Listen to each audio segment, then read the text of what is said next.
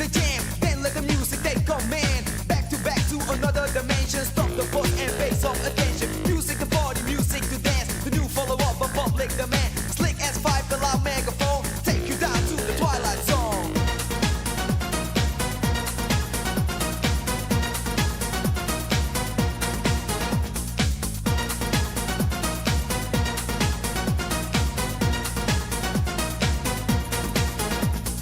Enter the club and turn the body upside down. Grab the microphone as I bump the sound. You want more you get. Way too unlimited in effect. Check out the sound and stop this distortion. When you think it's finished, here's another portion. Just lay back as we take control. Take you down into the twilight zone.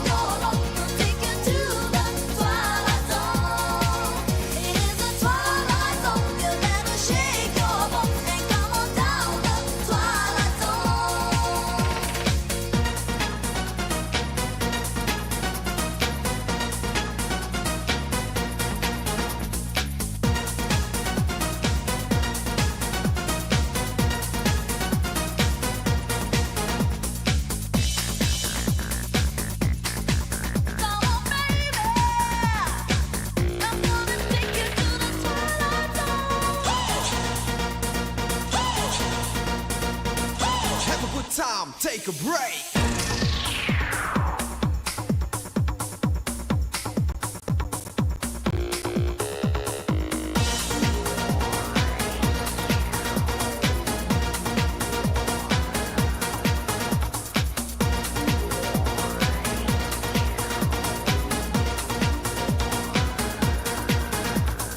Bang with another verse of the chapter. Straight to the heavyweight, worse or better. Bitches in a wake back in vicinity. Slaying DJs with around capability. Listen to the jam as we go wild. Take your MC as game versatile. Me and a lady hall megatone. Rock you up in the twilight zone.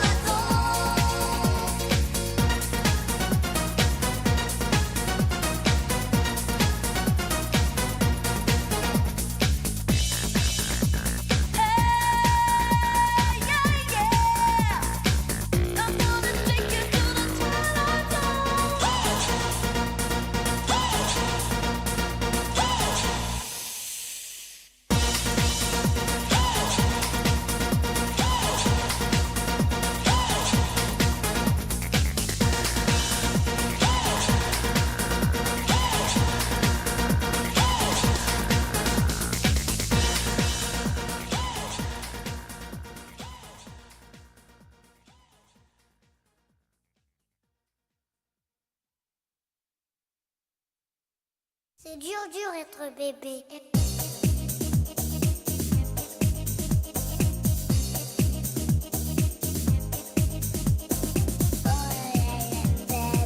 Dur, dur être bébé.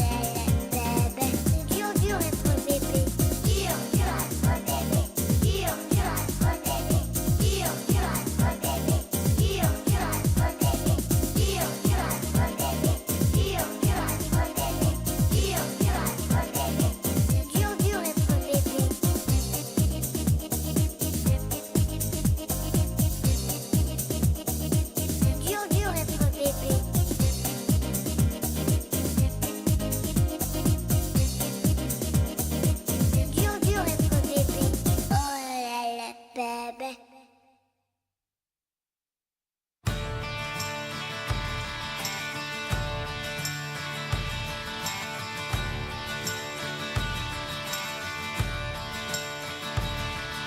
There's something wrong with the world today. I don't know what it is. Something's wrong with our eyes. We're seeing things in a different way, and God knows it ain't his. It sure ain't no surprise. Yeah, we're living on the edge. Living on the edge. Living on the edge. Living on the edge. There's something wrong with the world today. The light bulb's getting dim. There's meltdown in the sky. If you can judge a wise man by the color of his skin, then mister, you're a better man than I. Living on the edge. You can't let yourself go far. Living on the edge. You can't let yourself go far. Living on the edge. You can't let yourself go far. Living on the edge. Tell me what you think about your situation. Complication, aggravation is getting to you. Yeah! If Cheeky Little tells you that the sky is falling, even if it wasn't, would you still come crawling back again? I bet you would, my friend. Again and again and again and again and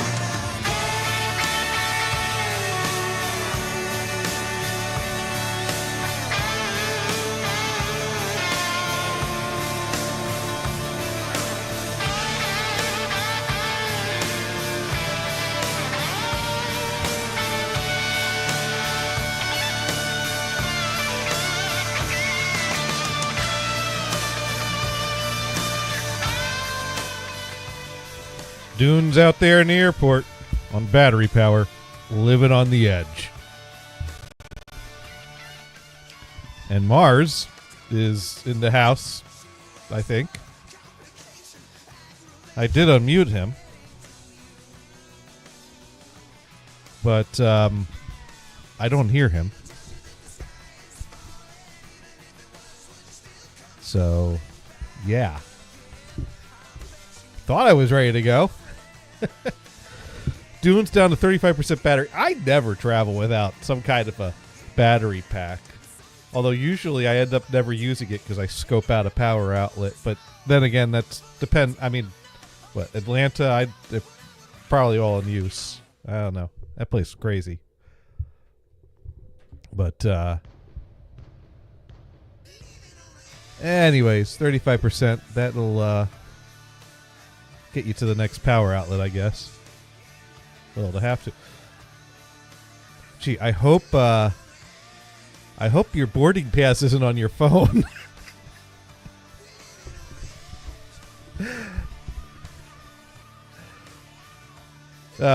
Dune strikes me as the type that he's got the paper boarding pass in his pocket, ready to go.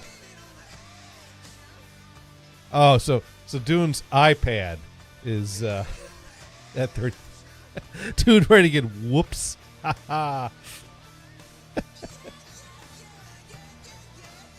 So let's see. Walk right. Best to have a paper boarding pass just in case. Oh, it is. It is. Yet I typically use my phone, but I also give my generally I'm going. Well, see, that's the thing. It's like, well, I go to the airport in the morning. My phone's at max battery. I have a battery pack on me, so I have like ways to ensure that phone and I guess worst case scenario, if the phone dies, I can get to a kiosk, and I always give myself extra time. Of course, the question is, what will your phone be by the time you get to a connecting phone? Now Dune in Atlanta going to Ohio. And he started out in Kansas. Now, I didn't necessarily have straight A's when it came to geography, but why does going from Kansas to Ohio involve Atlanta?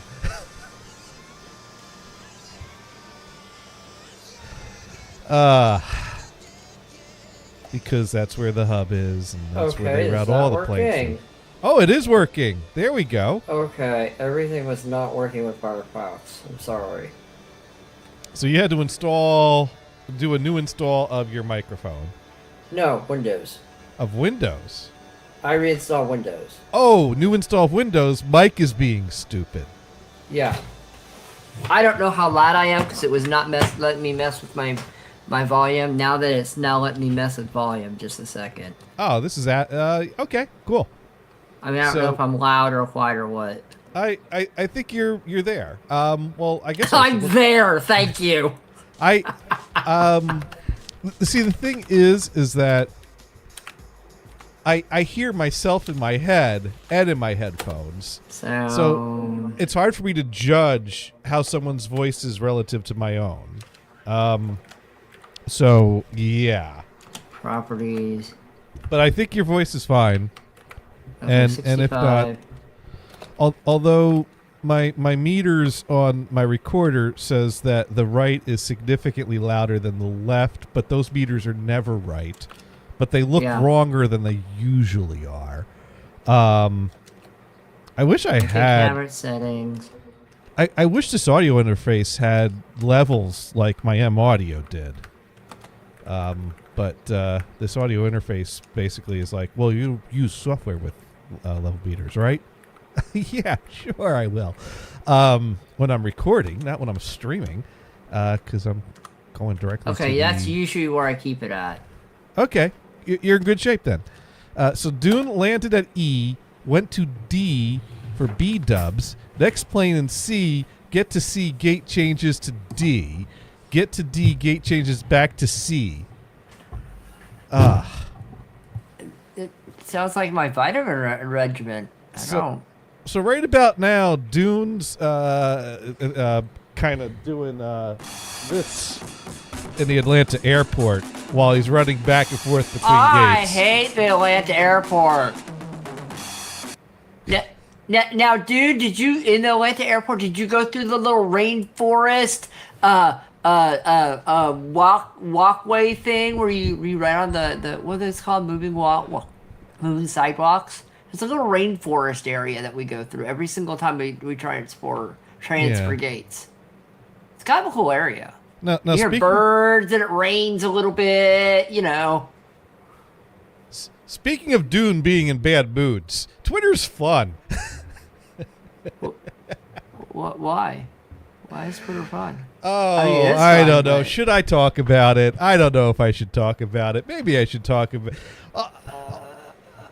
Well, okay. You know what's funny? It's funny when you retweet a thing and like 2 weeks later someone comments. Oh, are you kidding? I tweeted something and I'm getting comments 6 months later on it, and I'm like, what the hell is this from? And I'm like, I just get this random comment and I have to kind of go back and see what the hell I'm like, oh, I made that comment a long time ago. I think what happened is Dune was, and the thing is I kind of knew what was going on because I as soon as I saw that Dune responded to a tweet of mine, the first thing I did was, what's going on Dune's Twitter? And I clicked on Dune's Twitter, and I saw what was going on Dune's Twitter. I'm like, oh, dude's having a bad day.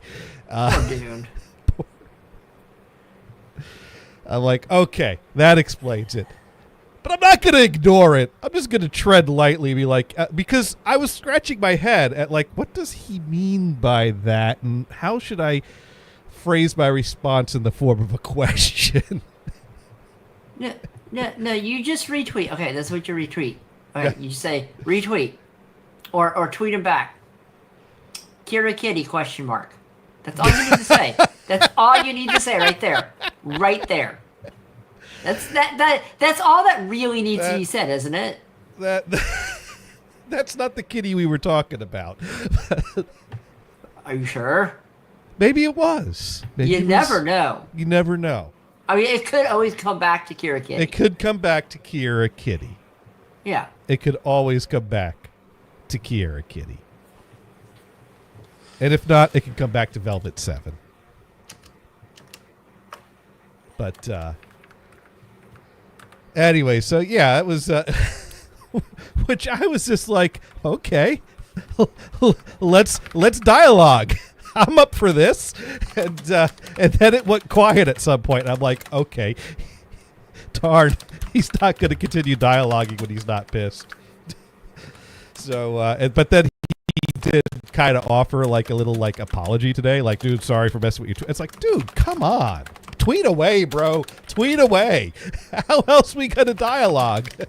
Exactly. I mean, Yeah. No, it was. Anyways, it was a joke. I thought I got a chuckle out of. I retweeted it. Although jokes are often about serious things. And Hey, my pro. Sorry. But anyways, that's not what we came here to talk about. Because Dune's wondering why the heck I'm talking about heat sink blowouts. And that's just because I couldn't think of a better topic. That depends on what you're putting your heat sink on. Well, And what kind of heat sink? a heat sink for a Pentium 4 is the heat sink that gave me problems. Wait, you got your heat sink for your Pentium 4? What happened Yeah. to it? Do you just need to do you have to take it off and redo it? Well, here's the problem. The way that my Asus Pentium 4 motherboard works is that it has like a plastic bracket that has like 4...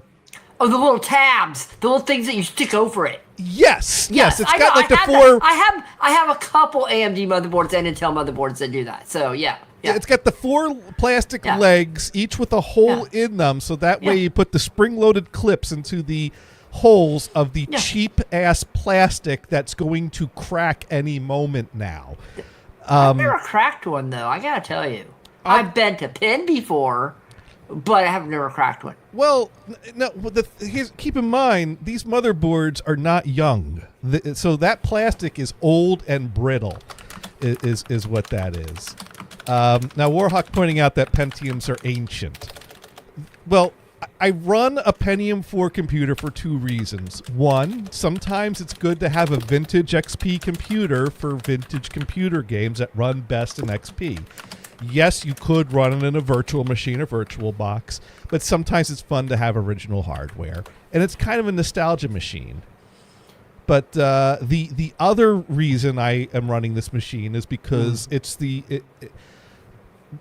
best hardware I have for capturing VHS tapes is a AGP All-in-Wonder Pro video card. Those are great cards. Those are great cards. They are great cards. Did you get the remote with it? You still have the remote with it? I don't know. I don't think You don't know if you had the remote? I don't think that one came with a remote, or if it did, it's long gone. Yeah. So, like I do every year, except for the year of the awful, I went to my cousin's for New Year's. My cousins hosted a little New Year's gathering. We always have like a family New Year's gathering, and so my aunt for a while now has been looking to get all the home movies that they have digitized and in a format that's easy for her to watch. At some point, her my cousins bought her for a gift for like her birthday or something one year, a combo VHS DVD that allows you to. That's what Venison had. Right. So Yeah. so that, like, here you go, make your own DVDs of the VHS tapes. Now, of course, the thing is that an old school VHS tape that worked at a cam and a video camera holds 2 hours because they recorded SP mode. Our camera did EP. These cameras, I'm talking mid 80s. No, I'm talking about the kind that you stick on your shoulder. Those things. You know, you have to change the modes. The ones my uncle and my dad had would only do SP, so you got 2 hours to a tape. So, but yeah, we had the hot roach version we had. But We had then one they that's replaced much it with a VHS-C camcorder, so then they downgrade it to 30 minutes of tape, although upgrade it to a much smaller compact unit. Of course, and those they're the were, cleaner, actually. I don't think the audios are just as good, but you know. So anyways, like a DVD-R is going to hold like what, 2 hours ish. I mean, it's probably doing single. The point is that the DIY VHS to DVD thing, DVDs are dated at this point, and then you're going to have a stack of DVDs to replace your pile of VHS-C tapes and old school VHS tapes. Well, you can put more DVDs on a shelf than VHS, though. You could. You put about three DVDs to one VHS tape. My point was, it's not that much of an upgrade.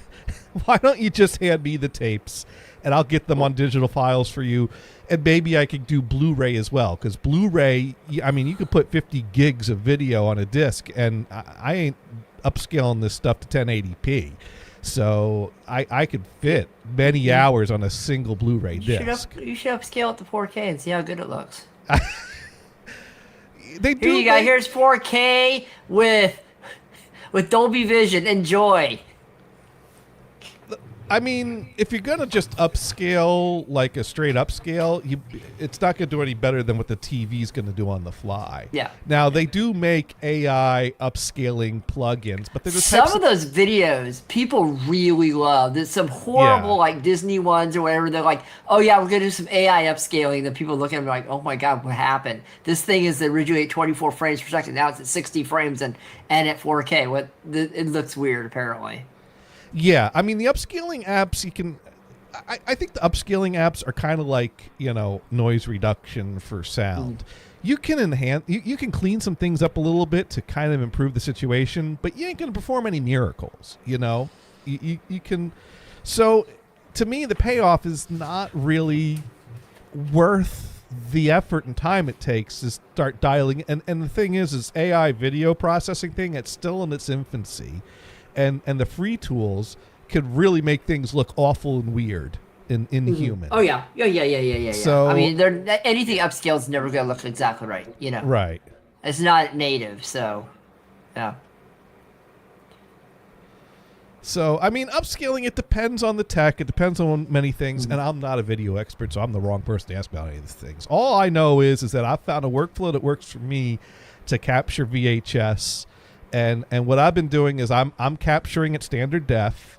Of course, the nature of the beast is that it's capturing interlace because VHS is back in the days of interlacing. I've figured out how to run things through a de-interlacing process, which means that since it's live recorded VHS, I mean, you wanted it at camcorder, 480p, not 480i. That's the thing. right? And going to de-interlacing means that you're actually going to 60 frames a second, because when a camcorder is just live recording to 30 frames per second interlaced, it's basically recording 60 live frames, just each of them with every other line. Yeah. And so that's where you can really... Well, 30 frames every other line, then equals up to 60 frames for it, right? Yeah, well, yeah. And that... Well, no, it's... Yeah. Because it's 30 frames. 30 frames every... No, I'm sorry. You're right. 60 frames. It's 60 frames every other line. And then every other line is 60 frames. So it equals out to be 60 frames. So it's one image for two different images. I see. Never mind. People get really loose with the terminology because 30i is basically 60 frames a second. It's just that each frame is drawing every other line. Yeah. But that's still referred to as 30i. And since we're dealing with live VHS recording, each time it's capturing one of those fields, it's a different frame. So you can't just take your 30i and squish it to 30p, because then you'll have jagged frames. Yeah. Because by the time it'll capture all the odds, then it'll capture all the evens, and those are two. Now, if you're like watching something on your TV and you're watching a movie that was shot on film, the film was And then probably it's 24 frames per second, and then you have some foam there as well. which was telesigned up to 30i, which means it's gonna do like it's gonna. And so in those cases, what you want to do is you want to do a reverse telesign when you're deinterlacing, so that you go from 30i to 24p. But that doesn't apply to what we're doing at all. So. Yeah, and then this is only NTSC. Go to PAL and see what you want to think about that as well. That's the other problem I'm dealing with. Because when I was dealing with the music video thing, I'm like, well, what do I really want to go to now that I'm learning about these things? I don't want to stick with the 30i because that's how it broadcasts on TV. These music videos were shot on film. The problem is that if they're American acts, they were shot at 24 FPS on film. If they're British acts, they were shot at 25 FPS on film. Yeah. So Yeah. I got a mixture of content that's 24p telesigned to 30i and 25p telesigned to 30i. There's no one format that holds it. So at this point, I've just put everything to 60p. That's what I'm doing. I'm like 60p, let the chips fall where they may, and that should do the best overall average for all this 24p, 25p stuff that's meshing together. I don't have time to think about that anymore. I'm too busy focusing on the VHS tapes now. So about the VHS tapes. So now my aunt had been giving me all the VHS tapes she could find. And I said, hey, that's great. What about the older full-size VHS tapes on the first video camera? Because I knew I wanted to see those. Because there's a lot of family gatherings that my uncle would take the camera to. And she said, I'll have to look for them. And then she gave me a bunch of more VHS tapes. And most of those were TV recordings. I'm like, hey, that's great. There's still more VHS tapes somewhere in your house. So this past New Year's, my aunt goes, remember when I said I gave you all the VHS tapes I could find? I'm like, yeah. And she goes, well, I found more. I found more. You're like, oh, thanks. Hey, maybe you can fill in that library of those ones you're missing. So it turns out, yes, we found all the tapes I'm looking for. The shots of us on the beach in 1986, the birthday gatherings over the years. Now, what's really cool is I was able to do something cool because my uncle bought a video camera, a VHS video camera in 1986, and my dad bought a VHS video camera in 1988. So in 1989, in 1988 was when my cousin and my sister were born on the same day, my birthday.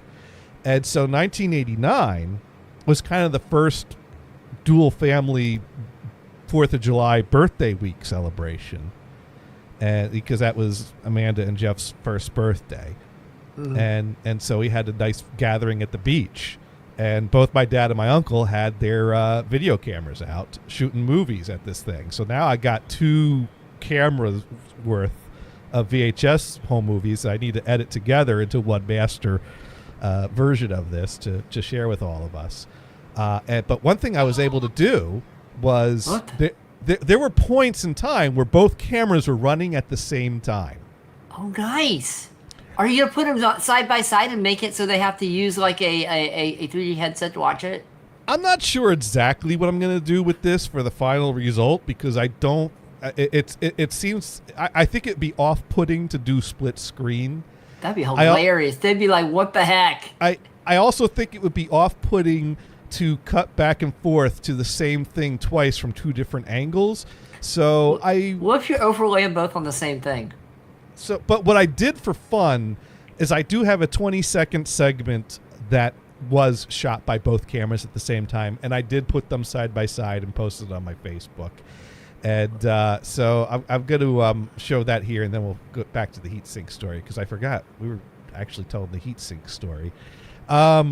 So here we go. Here's a little footage. On the left is from my uncle's camera, and the right is from my dad's camera. So the video on the right is video I've seen many times over the years.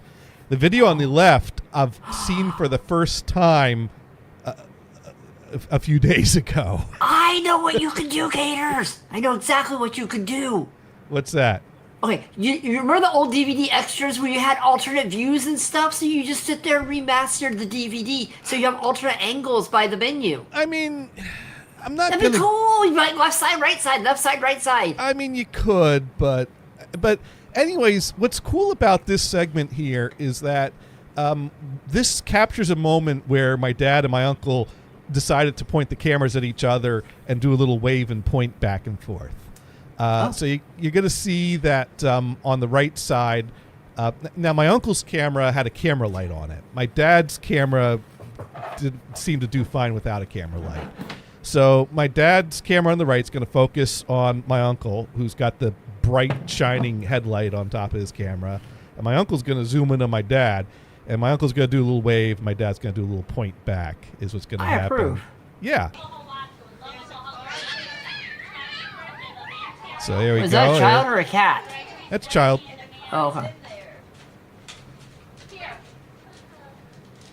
So now you can see my dad on the left there. My uncle's zooming in on my dad. My dad's looking up at my uncle there. And there's a wave and a point. So that was a fun little exchange there. That's kind of cool. That is cool. I thought that was cool. Dune saying wait. What does Dune want to wait for? Okay. Do I need to bring this back up? What one is Dad? All right, let me pause on him, please. Okay, let me bring that back up, and we'll get over to that point in the movie. So the guy on the left is my dad. The guy on the right, who you can't see his head because of the light, is my uncle. My dad's the one wearing the Best Dad on Earth T-shirt. I don't know who bought that for him. Probably my mom. You know what really would have been? You know what would have really even be better? If they were standing in front of a mirror, so it would see the front of them, and then the mirror you could see behind them too. That'd be fun. That would be great. They should have thought about that. They should have. Oh. So now my uncle's the one in shorts, although my dad's probably wearing shorts too. We're at a beach house, keep in mind, so everyone's wearing shorts. Let's see. Yes, my dad's wearing shorts. My uncle's wearing shorts. I'm wearing shorts. My great-grandparents are not wearing shorts. They're not wearing pants? They're wearing Oh. Grandparents say screw that. I don't care. I'm not wearing anything. It's fine. And yes, the clothes my great-grandparents are in are also the clothes they wore on the beach, sitting on the beach chair. It's fine. It's Shoes fine. on. But It's they had okay. a good time. Okay, I wear a jacket on the beach. That's fine. So Dune's saying, "Holy crap! Hold on for Picklink." I don't know what you're. He's gonna send you a link. I got some pretty wild shorts on that day and a tank top. Oh, you had the jams on. Look at that. You got the jams on. They're not jams. They're just very stylish shorts for the Dude, time. that was about the late time 80s. the jams were around, though. Jams? What's jams? What do you? They were shorts that went down to your knees, so you could still wear them to school, and they had wild patterns on them. Well, these are above my knees, but they got wild patterns. Yeah, they're jams. That's what they used to call them. Okay, Yeah. all right. And some people wore them with Hawaiian shirts, but I did not.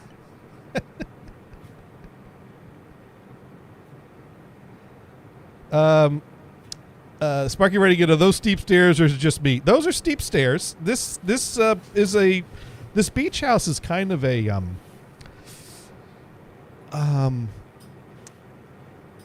Dune writing in, how is he not into Corvettes? He's into Pontiacs. He's into cars in general. But he'd probably look at a Corvette. He wouldn't buy one. Oh, he'd buy a C4 Corvette. You know he would. You know he'd want one. Oh, my dad's into the Pontiacs. That's his thing. You know, give him a C4 Corvette with an LS, and he would have no problem running that thing. He'd have no problem with it. Okay. Now, how come the chat room's not showing me the... I'm not logged... Twitch keeps signing me out.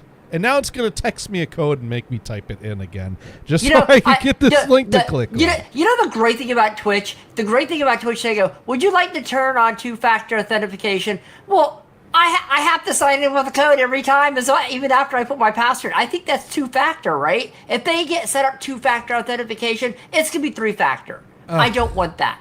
So I just say, Twitch, go ahead and send me a link. Send it to my email. It's easier than my stupid phone, even though it sends it to the phone too. It doesn't matter. So now, Duna sent me a picture of a bunch of guys standing around a Walmart parking lot wearing jean shorts and.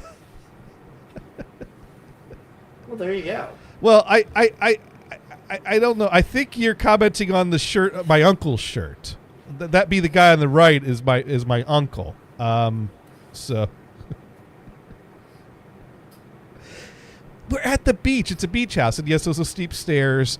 This house, I think, all the houses on the street all look the same. I seem to recall my grandmother once saying, like, they were for the railroad workers long time ago. But I think most of those houses have been torn down and replaced with other things by now. But it's a very old house. Anyways, I'm going to close this now while you all continue to comment on my uncle's attire. There's nothing wrong with your uncle's attire. For a weekend at the beach, in the beach house. It's fun to see stuff from the 80s. Look at his hair. Does he even have hair? He probably has hair. He has hair. He has plenty of hair. Okay. That's and look, not you probably have hair too. My dad's side of the family is not the side of the family I got my hairline from. I got that from my mom's side of the family. Well. Yeah. It's okay. It's okay. It's all good. So, yeah, that was a fun little thing I did, syncing them up. So the point is that I get these VHS tapes home. And the day I drove home, I unpack the car. I get everything in. I connect the monitor to the Pentium 4 that's in the dining room area. That's now and not in the 80s. We've gone forward to present time. Right. Present time. Okay. Yeah. Okay. I brought the tapes home and turned and fired up the Pentium 4. And threw in the first tape and started capturing it. And about an hour and a half into the tape, I'm kind of sitting in front of the computer because, like, I know that the tape's going to end some point in the next half hour. And while I'm sitting there in front of the computer, I hear the sound of a clunk come from the computer. I'm like, what was that?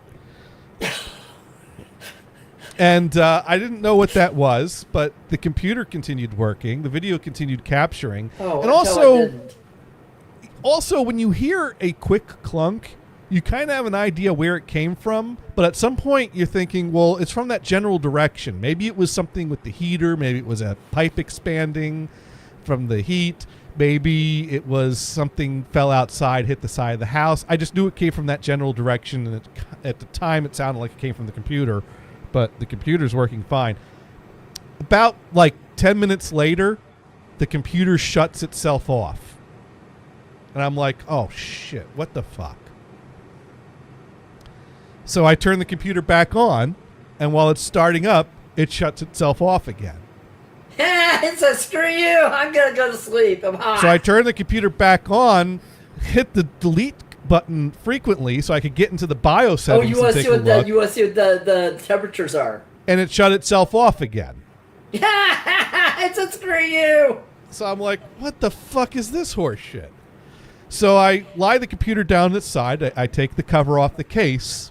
And you hear that? You feel this waft of heat coming at you, didn't you? No. I took a look, and that's when I saw that the clunk I heard was the sound of one of those plastic clips on one of those plastic posts that the clip that's holding the heatsink on had given way, and so the clips that hold the heatsink onto the processor are spring loaded, and they're being held in place by grasping into the holes in those plastic posts that are over 20 years old now. And so basically from running the computer for an hour and a half and heating things up in that area, it made the plastic give way. And that was the sound of pink, the spring-loaded clip popping up. And the heat sink was still half held on to the processor, but it wasn't then it should have half worked. But it wasn't being pressed right up to the processor. And those Pentium 4s, if that heat sink's not firmly on that processor, it will overheat. Yeah. And your motherboard will try to spare you, and it will shut right off as soon as the heat gets to a certain point. Mm-hmm. So, and Sparky writes in, but did it finish doing the transfer? No, not only did it not finish the transfer, once I got the computer started back up and got the incomplete file off the computer, the incomplete file was in such a corrupted state that it crashed Virtual Dub anytime I tried to repair it. That's called delete it and start again. It's like, okay, I watched this part. I'll let it go and I'll go away for an hour. Now here's the thing. This is the second motherboard of this model I bought. Technically the third if you count the first one that I bought brand new back in the day. I mean, this is the second used one of this motherboard that I bought. And both of them had such problems with the heatsink posts that I had to take both brackets off of both boards, cut them in half, take the good half of each to put them on my one working board. So I no longer have a bracket that will properly hold a heatsink to this fucking processor in this damn computer. But luckily... Why aren't you using your new computer for that? Why aren't you using a regular computer for it? Because my capture card is my AGP video card, All-in-Wonder Pro Oh, it's card. AGP, that's right. Right. Okay, never mind. They phased out never mind. AGP 20 fucking years ago. And I'm still pissed about that. Because I should love that see- video card. You should see if they make like a AGP caddy that you can hook the USB-C or something on your machine. I mean, they make USB capture devices that probably do Yeah, close like an to as good of Elgato a would job. probably do it. Elgato would probably But- do it fine. But fuck Elgato. Oh. But It's the cat! That's the, what's wrong with the cat? Sparky writing, can you buy one on Amazon, eBay? I could buy another motherboard on eBay of the same age with brittle plastic that may or may not already be cracked. They probably didn't think these things would be lasting 20 years, Gators. So at this point, I went rummaging through the basement, and I found I still had, even though it doesn't work right anymore, the motherboard of my second build, which was a Intel dual-core processor. It was the build that the motherboard came out in the era of Vista. I installed XP on it until 7 came out, and then I put 7 on it. That was basically my main computer when I was living in Oakland. So I have that motherboard, and that motherboard, when I built that build, the processor didn't come with a heat sink. I bought some kind of like OEM model that doesn't come with a heat sink. So I had to buy a third-party heat sink. And I threw the cheapest thing that Newegg had in stock in my cart. And what came was this very awkward, humongous heat sink with a big red fan pointed at it. Oh. So I'm like, well, that heat sink, I took a look at the heat sink, and because it's third party, it's kind of made to be a little universal. It's got different screw holes in different positions along the bracket. And so I'm like, yeah, I think I can make this work. Mind you, this heat sink has been attached to this processor since I built the computer in like 2005, 2006. So this heat sink has been cemented to this processor for nearly 20 years. So I take the screws out and the heat sink doesn't budge. I put a little pressure on the heat sink. The heat sink doesn't budge. I get a screwdriver and get it into a spot where I get some good leverage and pry the heat sink. The heat sink pulled the processor out of the socket. Yeah, I have some that are just completely welded to the freaking the Athlon. I had Athlon XPs that welded the heatsink to it. It just welded it to it. You're like, yeah, that because those things used to get. My machine used to run at 108 degrees Celsius no matter what you did. I managed to pry the processor off of the heatsink, and I managed to gently put the processor back in its socket, rebending the slightly offset pins that were slightly bent as a result of the brutal ripping out of the socket that happened. Not like I'm ever going to rebuild that motherboard into anything. I mainly keep Use the processor. Yeah, I understand that. yeah. So in theory, I could fire that motherboard back up again one day, but the last time I played with that motherboard, I like the sound card. The onboard sound card doesn't work anymore. Not that it was ever good, although I think that onboard sound card has a digital out. But anyways, point is that I got that heatsink onto my Pentium 4. I was able to get some posts that were up to the right height to beat the bracket. It lined up to the four corners once I took the plastic thing off. So now I got a solid heatsink on that thing that ain't going anywhere. None of these plastic bracket bullshit things. But I couldn't believe it. Like this heatsink has been attached to this processor for a few years now. I turned the computer on for an hour and it cracks. Like clearly the heat contributed to the Pentium blowout. 4s were not, as you know, Pentium 4s were not cool. They were not. It's like it was that era. It was Pentium 4s, Ampon XPs. Those ran hot as snot too. It was that. It was that generation. They ran hot. They did. That's why they and I was using stock heat sinks with it, so that was it's probably good that I upgraded to this big ass cumbersome big red fan heat sink. It's a big that's red not fan, going anywhere. Yeah, it's not going nowhere. It's fine. So yeah, I fired it back on, and I spent this past weekend just tape after tape. So this computer spent easily 12 hours at a time just being powered on. Did you look at the temperatures to see if they were any cooler with that big ass heatsink? Well, I've never monitored the temperatures on that, so even if I checked you wouldn't even know. Okay. I wouldn't even have a frame of reference. Oh, okay. Basically, the motherboard has always been good at shutting itself off before it does damage. It keeps track of that for me, so I don't have to. Nice. And if the processor burns out, I have a spare in the basement. I see. I have a few Pentium 4s kicking around. I think I have I think I have an Athon XP, couple Pentium 3s. I think. I mean, right now, if I melted a Pentium 4 because I didn't properly cool it, I could go on eBay right now, and I could have a Pentium 4 processor for let's search for Pentium 4 processor. Let's sort by price plus shipping lowest first. Let's see. Intel Pentium dual core. No, that's not right. I want Pentium 4. See, it's splitting them up into two words. Let's see if I could fix this with quotes.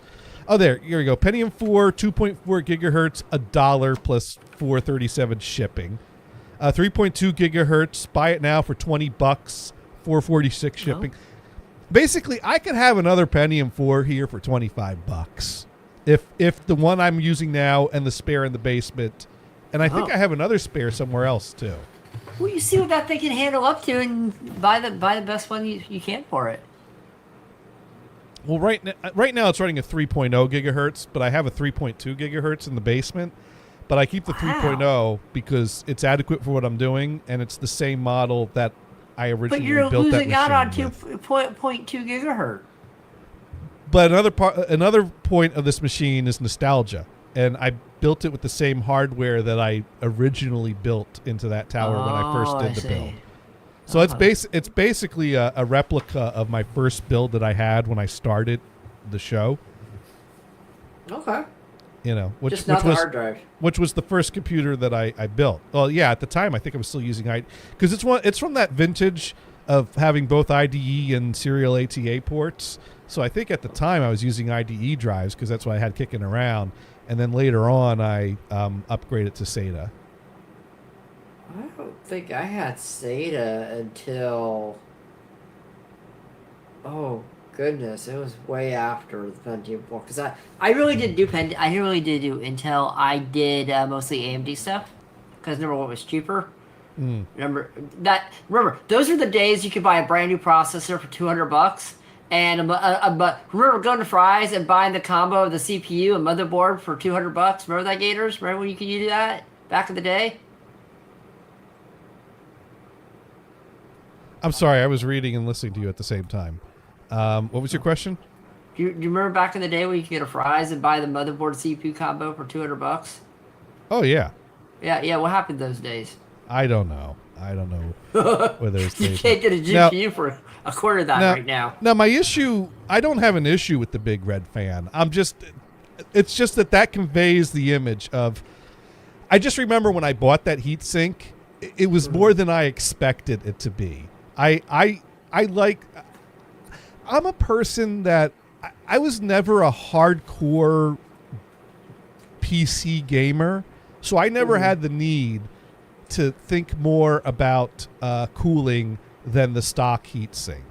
I mean, I was basically building a computer to surf the internet and to stream and to maybe play some, like vintage console emulators. I was never really I never needed to think about overclocking, and I didn't like the concept of overclocking. No, these are shoot Larry. Some of the later versions use some pretty high. You need some pretty high clock speeds for that. Well, I don't know. The point is that the only reason I bought this heatsink was because it was the cheapest thing on Newegg at the time, and I needed a heatsink. And it works. It works. And when I pulled it out of the box, it was this huge thing that was cumbersome. It was difficult to position it where it fit. It was like to me it was an annoyance. Like, I just want the easy thing that clips on that's designed to pair with this properly, not this custom aftermarket thing that is universal and I have to figure out how to make it work with my equipment. But once I got it attached, it stayed attached for 20 years. It worked fine. And hey, and now I'm glad I had it because it's doing a bang up job now on the computer I put it on. It's just, to me, it was this, big red monstrosity that I didn't want at the time. Now, Sparky was also asking if I have a lot of heat transfer goo in a tube lying around. Somewhere I have 2 or 3 tubes of thermal paste. Of course, I couldn't find any of them. Of course not. So you buy another one, right? I actually paid extra for the overnight early delivery shipping so that Saturday morning I could wake up, have a tube of goo waiting at my door, and put my computer back together with the heatsink I pried apart the night before. I've had tubes of Arctic Silver in a drawer for yonks. I don't know if it's even good anymore. So I am sure now that I don't need those tubes, I will trip over them when looking for some cables. And then I'll put them someplace where I'll completely forget about them again. Let's see. Now they have these transfer pads I kind of want to play with and see how well they work, but... Yeah. Now, Sparky writing in at the end of Dune stream on Sunday, you mentioned how things are going to get bad in a month. Can you tell me 5 things you are afraid of that you think Trump is going to do? I'm just curious. Speak your mind. We cool. Well, that was... I need to get another cup of coffee. You talk, sir? I'm not going to really dive seriously into that right now because, like, Dude's at the airport. We don't need This is a conversation that's worth having, and I'm glad Sparky asked me this question. Sparky probably meant for me to read this off air and talk to... Actually, Sparky sent this to me on Thursday. Oh. Sparky was trying to engage in off-air dialogue with me, which is very welcome. So I will give that some thought and type something back at some point. Gators doesn't read his messages that diligently. I wasn't even home Thursday, so what does that mean? I didn't have any... I mean, I had Twitter and Blue Sky, but I just wasn't checking him. OX writes in, it's like with every president, there's some things I like they do, and there's a lot I don't like they do. Well, here's my thought. not a serious thought, but just more of a philosophical thought. People are probably worrying more than they need to, because I mean, Trump and the Republicans don't even have close to the majority that the Democrats had in 2008, and look at how much they got accomplished with the obstruction. So what are we looking at? More of the same obstruction. It's just that, you know, who's doing the obstructing and who the obstructees are is a little different.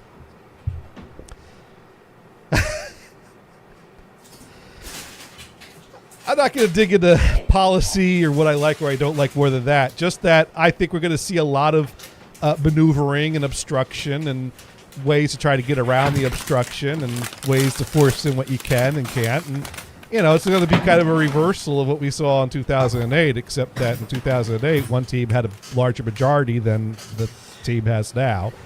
So it might take a little more fancying maneuvering, but, you know, we'll see what happens. OX64 in government's government. There's always going to be people obstructing or working together no matter the party.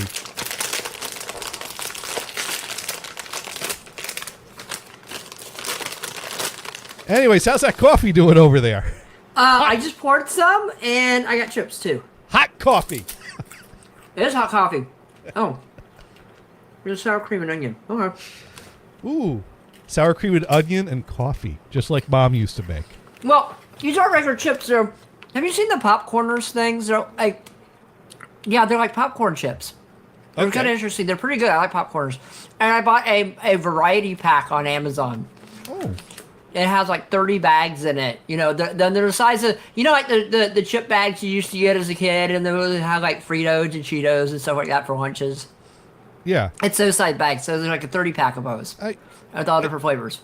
You see a lot of the popcorner chips at my previous job at Enternock. Because They're very good. Well, Enternock had 2 snack shelves. And I guess popcorner chips are considered a healthier alternative. That Wait, might does a eat lot something of healthier? lifting. That does a lot of heavy lifting there. It's it's healthier than junk food that's really bad for you. I like the green chili ones. The green chili ones are pretty good. They're a little spicy. But the popcorner was on the shelf of free snacks. The free snacks being the ones that are a little more to the healthy side. Sparky, you're right. Some chips are good too. Oh, yeah. Sorry. And then also on the free shelf was granola bars. So I would eat a lot of granola bars and popcorn. You gotta be pocketing those and taking them to my desk. Because they were free. Uh-huh. How many can you fit in your pocket? Are you happy to see me, or is that 16 granola bars in your pocket, sir? Why's it got to be only one? I didn't say you had to be. They didn't say take one. Was there a sign that says take one? Maybe I'm happy to see you, and I have a pocket full of granola bars. Gators, was there a sign that says take one? I took one, then I took another one. Yeah, if there was a sign, then you obey. But if there's no sign, free reign, right? I think so. Yeah. Well, I try to be a little, like, you know, moderate, because I want to make sure everyone gets a fair chance to get the snacks, and they only refill it, like, I forget if they did it every day or every other day. Anyways, yeah. Good times. Until that place, like, became horrible to work at, and then bad times. But, yeah, apparently there's 8 different flavors of these things. that's cool. Yeah. Now, Mod Pro loves the Sun Chips. Yeah, they're pretty good. They're pretty good. I like the Sun Chips. Remember when they made the bags really loud? That didn't last. Like they found a way to make more environmentally friendly bags that I guess would biodegrade quicker, so that, you know, when they go to a landfill, they become one with Earth quicker. Oh, were they like the ones that felt like almost a regular bag, but not really a bag? They crinkled really loud to the point that it was a topic of discussion. I think there was news about how loud the Sun Chip bags are. That's how loud they were. I used to get those at the Subway and bring them into movie theaters. They hated me. It's a classic example of we found something that has some advantages, and this one really big disadvantage that we're hoping no one will notice and won't be a big deal. Oh, did they? It's kind of like Olestra. It has some really good advantages to your diet. It's got this one problem. My mom's friend. It makes you shit your pants. When the WoW chips first came out, they were full of Olestra, right? They were notorious. Yes. My mom's friend sit there and she loved them. She would eat like an entire bag. And then the next day she's like, I can't move. I'm like, what's going on? She goes, I can't get off the pot. And I'm like, I just start cracking up. I'm like, why? She goes, I don't know. And then a day later, it comes out that WoW chips are making people poop. And I'm like, I just started laughing my ass off. Yes. Yeah. And the thing is that I could see myself eating a bag of those, blissfully unaware. Thankfully, that happened before I was like doing my own grocery shopping or, eating a whole full bag of chips at a time. So I somehow escaped the wrath of the WoW chips. I lived through that era without sampling. But I believe the bags literally had a warning on them that warned of anal leakage. Did they really? If you have to put a warning on your bag that includes the words anal leakage next to one another, you're doing something wrong. How did this not come up in the board meeting? Yeah, we're just going to put anal leakage on the bags. Oh, okay, as long as we hide it in the back somewhere. They warned you. They warned you. You can't say it wasn't on the bag. Who reads the bag, though? I would have missed that for not shit. reading the bag. I wouldn't have read that.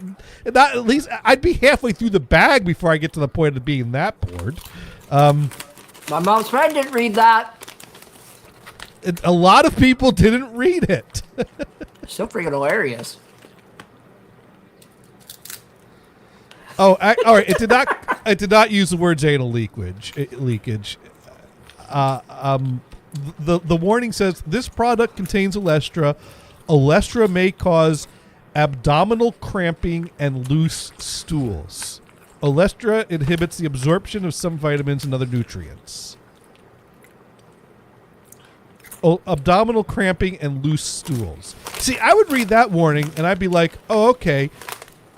If I eat too much, it might make a little upset tummy and might give me diarrhea. I've had diarrhea before. I've never had, apparently not Olestra diarrhea. Apparently. I've not had diarrhea in my pants, but I have had diarrhea.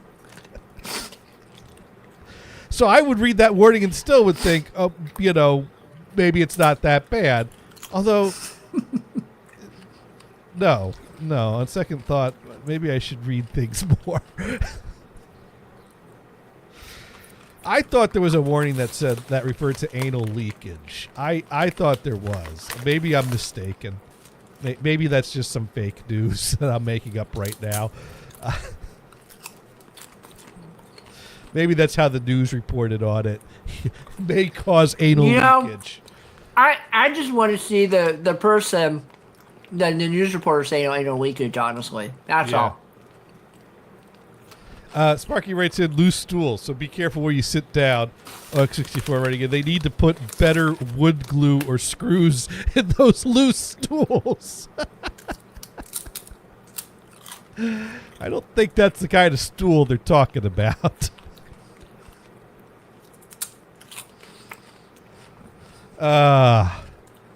Good times. So, I have a question. Okay. It's kind of stool related. Not that stool. Yeah. Okay. I have wooden chairs. I got two other chairs that I replaced the other chairs I have with. They're the same chair, but they're just the old ones. The cushions are dead because I've had them for 6 years and I killed the cushions in them. That's fine. So we went to go take them out to the dumpster. It said no furniture allowed in the dumpster. So my brother-in-law looks at me and goes, okay, we can't throw this away. Now, is a chair considered furniture if you take it completely apart and put it in a bag? It's considered disassembled furniture. Is it? Is it furniture? Aren't you supposed to be able to use it? You can't use it. Is it still considered furniture or is it considered wood? Well, what about if you buy furniture brand new that needs to be put together? You bought it to use as furniture. You wouldn't say it's not furniture yet. Yeah, that's the thing. If it's in a lawn bag, no one knows that it was furniture, right? It looks like firewood. Oh, I didn't realize. I thought this was a philosophical question. No, this is true. No, this is very true. My brother-in-law came by, gave me, because originally these 4 chairs were part of a dining room set. They were my sister, when she first moved out 30 years ago, right, had these as a chair. So 2 of the chairs I had, one in my bedroom, one in my living room. I switched them out when the cushion died. I left the one in the bedroom that was bad and the one in the living room that was good. My brother-in-law was trying to get rid of 2 of the exact same chairs, the other matching pair. Right. And I was like, oh, I'll take those. So we went to go take the other ones out, and he goes, you can't throw the furniture away. It says no furniture in the dumpster. Now, number one, I consider that, like, when he says no furniture in the dumpster, I consider that like a couch, like like one of those chairs, like a padded chair. I wasn't keeping up. I get it now. Yeah. So, once you break it up, as far as the dumpster policy goes, I would say it's not furniture. Yeah, exactly. That's what I think. Yeah. So if they don't know, I'm just going to throw them away and, like, whatever. Yeah. I agree with Sparky. Yeah, he's right. Yeah. I just mentioned a chair. It's not a chair. It is an just chair. This chair has ceased to chair. Yes. Now, OX64 asked ChatGPT if you gotta let a hoe be a hoe, and it said yes. What? Okay. What? So, I watch the 8-Ball on Dune's channel next time I ask if the hoe's a hoe. It's oh. Yeah. I don't know. But I was thinking of something and I've lost it. See, that's the problem. I was thinking of something while you're asking the question. I caught the tail end and I thought it was a philosophical question. And Sorry, I didn't mean to brine you. when is a chair a chair? No. I didn't mean to brine you. What is there the essence of chair? Did you have shows while I was gone, by the way, for the holidays? I didn't do any shows while we were away. Well, this is our first show back. And, oh man, has Brian even tweeted back at me? I think Brian is just... he's MIA? He's drifting away. You think he's AWOL? He's AWOL. He's, oh, no. Yeah. Now, that's it. Sparky asked, where's Momo? Momo's been around. As Momo has gotten more accustomed to the schedule, Momo goes into different modes at different times of the day. And so evenings is when Momo is on the prowl for food because she knows this is around the time window when I walk downstairs and throw treats at them. Now, Momo has not figured out that once every 7 days the treats come later after he makes a lot of noise in that room up Well, your there. other cat didn't either because it would just sit there and stare at you until you treated it. Right, but also they kind of knew when this mode was going on. Like there were times where the cats would pop in and then they'd leave, and then they'd come and sit and stare like at 10 o'clock. Like, it's like, hey, when you're in this mode, this is around the time that you should be feeding us by now. Whereas the rest of the week, 8 o'clock, they're coming in looking for a treat. So, but Momo's been around without this show being a regular staple for the past few for almost weeks. a month. Right. Yeah. So Momo is probably like, why in the hell are you not throwing treats at me? So she's like by the stairs, at the bottom of the stairs. She's in places waiting for me to go downstairs so she can get those sweet treats in. Don't worry, she'll find her way up. She'll be like, yeah, where the heck are you? She'll look. It's funny. I've had to change the order of my treat throwing because I always throw each cat a treat and alternate to ensure that the cats get even numbers of treats. You just two-hand it? Well, I throw one and I threw the other. So when it was Hestia and Shaniko, I always threw Shaniko her treat first because Shaniko would eat the treats slower than Hestia would eat them. I see. So if I threw Hestia a treat and threw Shaniko a treat, I'd have to sit there and wait for Shaniko to finish before I could start throwing Hestia another treat. So I'm like, well, I'll throw the slow cat the first treat, so that gives her a chance to get started while I'm throwing Hestia a treat. And that was the order I went in. That don't work with Momo. Momo's going after the first treat you throw, whether or not it's in her direction. So if I try to throw Shaniko a treat first, Momo's right over there, right in front of Shaniko, swoops it out from under her nose. Yeah. So I have to throw Momo the treat first, and I got to throw it far enough that Momo turns and has to walk away from Shaniko to get the treat, so I can throw the next treat at Shaniko, and she's got a chance to get the treat before Momo has a chance to turn around and come after it. That's because Momo's smart and wants a treat first. Sparky writing it, damn, even giving cat treats is a math problem. Uh-huh. Cat A departs Dayton, Ohio, traveling 60... Oh, God. 60 clicks a second. Oh, 60 clicks a second. Cat P leaves Trenton, traveling 40 clicks a second. Assuming they keep the same rate, at what point will they give up and go wandering for treats? Great. There you go. Here's your word problem. Show your work. Great. I can't just chat GPT and I have to show work? No, you have to show your work. Dang. You're just as bad as they are at school. Oh, well, the worst was, what was it? It was geometry where you had to state the reason you were allowed to do what you did, like what postulate. Oh, postulates and theorems. I'm going to freaking punch him in the face. Right. Stop it. No. You had the whole grid, Look. this postulate, this theorem, this postulate. You had to have a... Screw you, postulates and theorems. I hate you. I hate you. I hate you. I hate you. I hate you. I don't care. Sorry. Well, at least your geometry teacher didn't like to shower with the students. So no. Well, no, but I take geometry twice, so... Wait. Did your geometry teacher like showering with the students? Yes. That did happen. Wow. Lucky He's out Gators. of jail now. Oh. Yeah. Okay. Never mind. He spent some time showering with men. I mean, my geometry teacher was a lady, but she was like 900 years old, so. Sparky writes in, Brian is done. Either call him, get him to spill his guts so I no longer wants to. Well, here's the thing. I've been kind of brutal to Brian the past few times he's been around here. Although we've always ball busted, but you got to wonder if, I'm busting the balls a little too much. But I don't think that's it. I think he just got a little busy. I mean, it's the holidays too. He hangs out with he has multiple wives to take care of. I mean, it's a lot of work. It's a lot of work. Have you tried juggling 2 marriages? It's not easy. Not this year. It reminds me of my friend that had he was juggling 2 girls. I think one of them knew about the other, but one didn't know about the other, and the other one did. And you gotta be awful strong to juggle 2 girls. I'm just saying. At some point, that whole situation blew up in his face, and at some point, he ended up with a relationship with another girl, and only that girl. And at some point, she asked him, "Would you ever do that same thing again? Would you ever cheat on me with a side girl?" And he said, "No, I would never do that again." And she asked yes, Mars. I'm pulling to Brian. I have a question. Did he put a cup in between the 2 girls and say there? I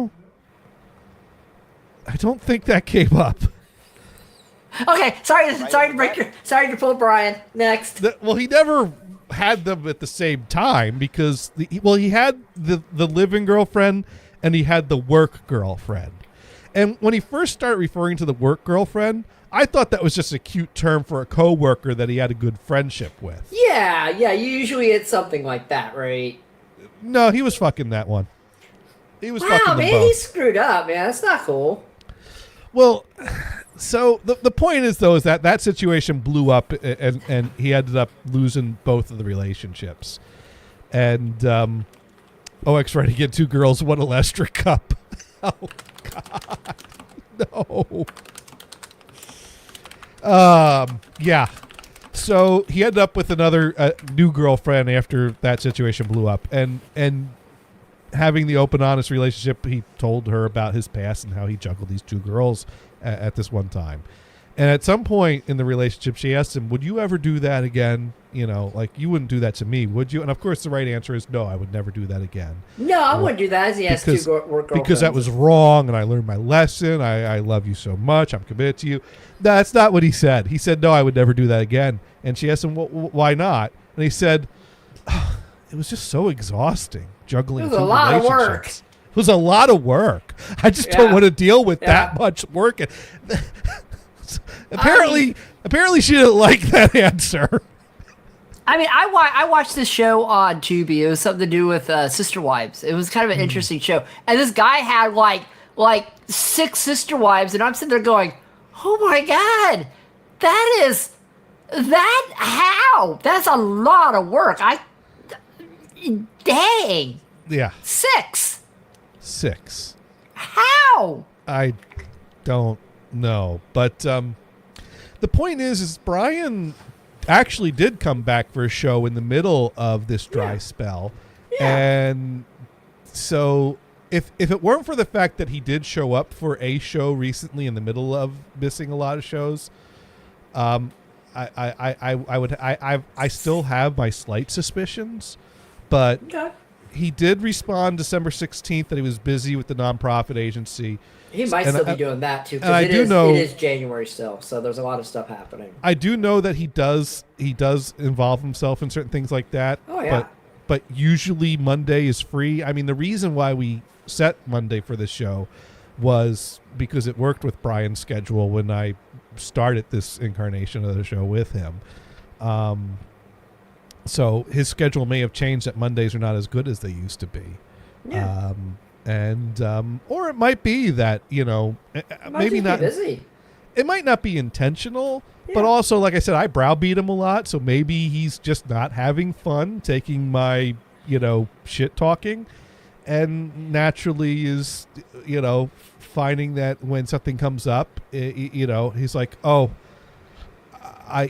that's really not that important. I can do with this on Monday. That's more important. There could be some priority juggling that's happening. Or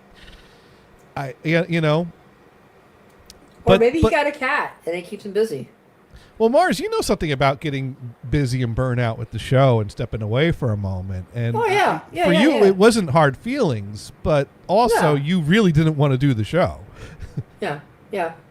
And honestly, and even when you did Saturdays, I couldn't do Saturdays. I know it's usually, I was just so Yeah. busy with so many every weekend I was so busy with friends, and I was working, and like weekends were time I just want to do nothing, Yeah.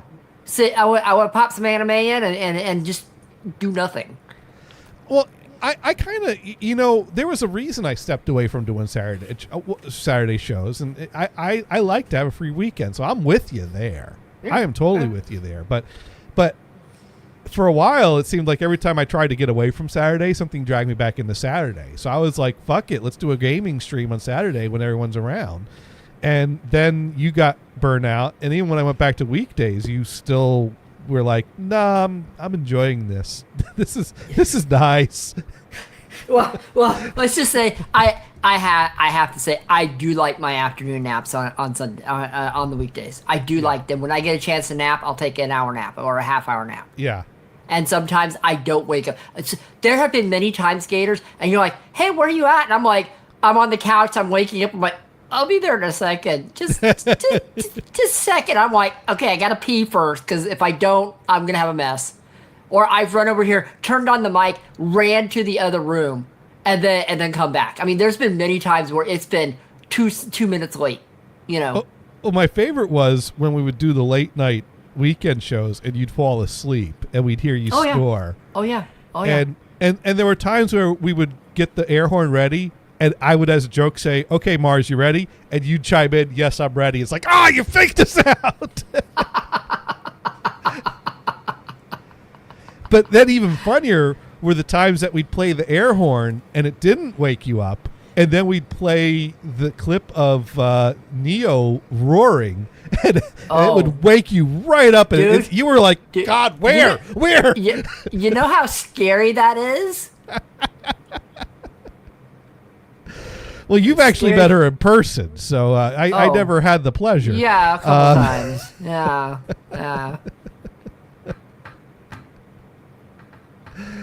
Yeah, that did not end well. Yeah, I hear she's still on hiatus, by the way. Well, she has some hot takes on Twitter from time to time. I don't follow her on Twitter. I blocked her basically. So. Sometimes I wish I don't because she's got some. Last time I checked, it's 99% retweets. Yes, but she tends to. I guess she's in that corner of California that's got some of that. What's a good innuendo I could use for Trump country, so I don't have to actually say anything. Well, you just said it, but yeah, yeah. All right, well, we'll just move right along from that. I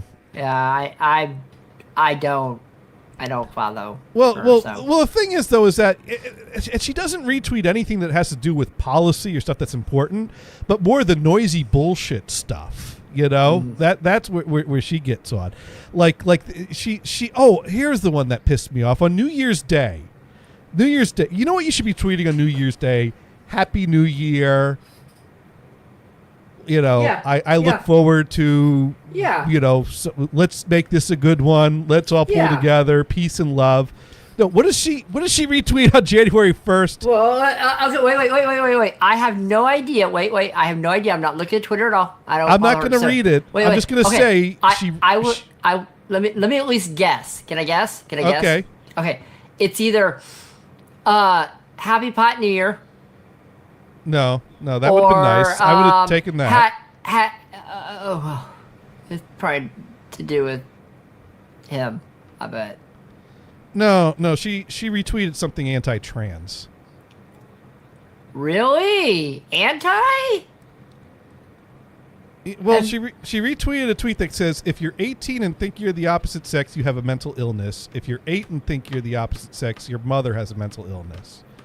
And I don't really want to dive into this as a topic, but I really don't have room for that type of mentality. No. So, you know, everyone's entitled to their opinion, but I don't really respect opinions that are against people being themselves. No, I agree. Yeah, I agree. So that was kind of like, whoa, okay. I'm kind of glad you're not around the show anymore. That also had been coming up in the news and stuff like that about one of the propositions. So that's part of it, but still, it's not. I'm kind of glad that she's, because she's the type of person that she'd come to the show with her hot take. And, and if she rubbed me the wrong way, we would both get on our high horses and try to, get in our we're the type of personalities that needs like a moderator to force us to take turns. Yeah, I just left the show when that happened. So you know what? OX64 put it best. Redneck country. Yeah. She's in California's redneck country is where she is, and there's nothing wrong with that. I don't speak. I try not to speak ill of the people not around. So I would just say I've only blocked one person on Twitter. So I've blocked a few. Really? I bet his name started with an A, huh? Well, there's him, but I blocked someone whose name starts with an E. I blocked someone whose name starts with a T. Several 100 of them. OX64 has blocked several 100 of them. Thank those for Blue Sky. Yeah. Now we can start all over again. Dude writes in, now, Ox, you are fine. That's why I tread on X lightly. I don't even really. I mostly tweet. Well, I tweet things that I'm screaming into the void, which usually are not political. I do too. Or I make comments. I make comments to like the tech reviewers and stuff like that. And I retweet political things if I think that they like. My political retweets tend to be of the that's clever nature. Although if you don't agree with it, then you probably don't find it as clever, and that's fine too. Dune writes that I almost went live 7 a.m. New Year's Day. Shit would have got real. 7 a.m. Where was I at 7 a.m. on New Year's? I was at home in bed asleep, at my sister's in bed asleep. Well, no, but Dune was. I mean, there was there was some bad news. Oh yeah, I remember down. that. Yeah, So, I remember.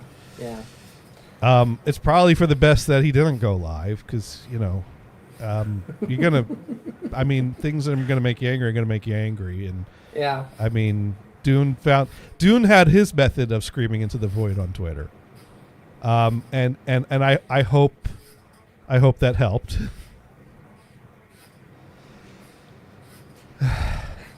Yeah.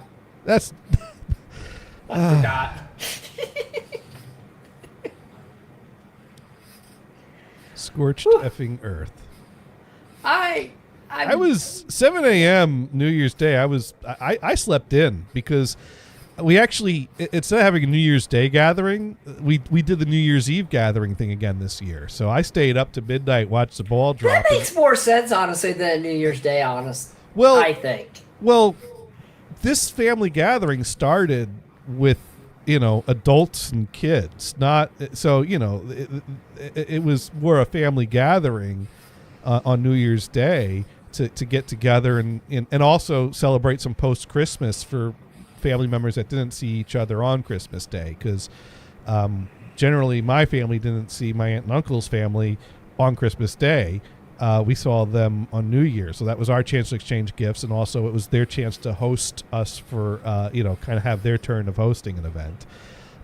So when it was adult and kids, New Year's Day, that's the day that people have off from work. That's the day that's free to go and have a family gathering. But now that the kids are adults and we're, still in that stay up all night and drink and watch the ball drop mode, we want to have the gathering on New Year's Eve so that we can party with the family during the day, stay up the night, and then sleep it off the next day, rather than party the night before and then have the family gathering nursing hangovers. Wow. Yeah, see, I spent my New Year's Eve. I played Lego with my 5-year-old nephew till 10 p.m. And then when he went to bed, I watched the fifth movie of Harry Potter with the family, and then we watched the ball drop, and then we all went home and went to bed. So there you go. Yeah. Well, let's see. We watched the ball drop, and then somehow me, my brother, and my cousin got off on tangents about I don't know, things that happen in school. And again, I was kind of, my brother, it's funny, me and my brother did not get along when we had to live in the same house, but my brother has really expressed very sympathetic attitudes towards me and what I dealt with growing up. Which has been kind of interesting when he kind of gets on this sympathetic kit of, well, it's messed up what those people did, or I didn't like how this happened. I didn't like how and it's like, gee, we didn't get along that well when we were living. But I never realized how he felt about these things. Well, I realized more recently because, now we get along pretty well. So yeah, somehow we got on the old Nichols story. Remember the and for me, when I tell the story, I try to tell it like I almost tell it like I observed it happening, not like it was something bad that happened to me. So like I'm kind of sympathetic to all the people that are involved in it because no one expected it to go the way it did, and so my cousin was getting like, well, why do you see it that way? Or is that something you came to with time? Dune running in the hooker, bro? No. Wrong brother. I mean, they all could be at the hooker, bro. You don't know. Well, what happened is, I guess this would have happened my sophomore year. Because that was the year that, there was a kid in my class, sophomore year, that, what are the kids calling it these days? He unalived himself. And yeah, that's not good. No, it wasn't good. And the thing is that I never really thought he wasn't. I wasn't a social butterfly. I had my few close friends, but I was kind of an outcast. And I guess he was kind of considered an outcast. Certainly, that's the way it was perceived afterwards, that he apparently was being bullied at the school. But apparently he also had some problems with his home life as well. And that makes it twice as bad. Yes, because if you don't have, I had my problems in school. You have to have some stability somewhere in your life. Kids at school are mean. They're gonna bully you. It depends on what level of bullying, but they're gonna bully you. It's just how that is. It really sucks. But then you need to have some sort of stability at home to actually make yourself feel a little bit human. I mean, I had my problems at home, but my problems are of the type that I knew I had a supportive family that would support me, and I didn't see eye to eye with them all the time. Well, yeah, but they're your parents. It's like they're not going to sit there and rag on you 24/7 like some kids get. That sucks. But if you're dealing with problems at school and you don't have many friends there, and then you have problems when you get home and you don't have support behind you. It's just crap upon crap upon crap. It kind of sucks. It's gonna, and he's a kid I talked to a few times. We knew each other. Mm-hmm. I used to talk to him, strike up a conversation with him walking to the church for First Friday Mass, because first Friday of the month we always had a Mass in the morning. And usually they'd have us walk down the street to the church to have it there. Every now and then, if the weather was bad, we'd have it in the Cathedral of Our Lady of the Gym. Yeah. But if the weather wasn't too bad, they'd make us walk down the street. So that's where I had most of my interactions with him, which were not much. Someone I would call an acquaintance, not a friend. Not that I didn't want to be friends with him. We just were different circles. Anyways, so I don't know exactly what happened there, but a big topic of discussion was apparently he left a note with a list of people that he there were rumors about that. I don't know how true that is or that isn't. The main reason I bring up that story as the starting point of this story is because that sets the tone of the school administration in what happened to me. Because when something like that happens, it puts the school on edge, because they were worried about, what responsibility they have for the environment that contributed to that. And I think there was some talk of legal liability there for not addressing the bullying. And yeah, there's definitely legal liability for that. Nothing. That's definitely a thing, yeah. Nothing came of that. There were no lawsuits. There were no charges brought up. But the school was very concerned. Like, is this something that we could be seen as liable for? Are we doing everything we can to protect ourselves? And so that's when they made a big show about putting in place a mutual respect policy. That's what they called it, the mutual respect policy. It involved... They recorded some things to play on the TVs in the classroom, laying out what it was. They put some paperwork and literature together. I think they even made us sign statements that we'd follow this mutual respect policy. And it was a type of thing that I rolled my eyes at it, because I felt like they were doing it for the wrong reasons. Like, if you really cared about me, and if you really cared about the things that were going on, where were you all the times I've complained about this shit? How come now, when something tragic happens, now all of a sudden you care about this? And I felt like it was a big show of bullshit to try and dodge legal liability. But that's also not the angle I really came here to talk about. I kind of am getting stuck on that tangent. So the point is that this bullying event that happened to me in the cafeteria happened a few weeks after that happened. So there was like... Did you stab him in their eye with your fork? I did not, but I probably would have gotten away with that, because they came down hard on the people that did this to me. And I know the only reasons they came down as hard as they did for this event was because it was a few weeks after that happened. So they were like on guard, like, you know, how dare you bully someone just weeks after someone who was a victim of bullying did that, and we put this policy in place and talk about these things. So what happened was there was this kid named Dave that was a junior or a senior. He was older than me. He was driving age, because he was a kid that I never encountered until there was one day that school closed early for a snowstorm that came through, and instead of driving home, he took the bus home. And it turns out this kid Dave was on my bus route, but I never knew it because he never took the bus. He drove to school and back. Mm-hmm. And I don't know what he was driving, but he was taking the bus this day. And I could be a loud, obnoxious kid on the bus at times. And I'm the type of kid that if you get in my face and be like, hey, yo, kid, shut up, I'm going to be defiant to that.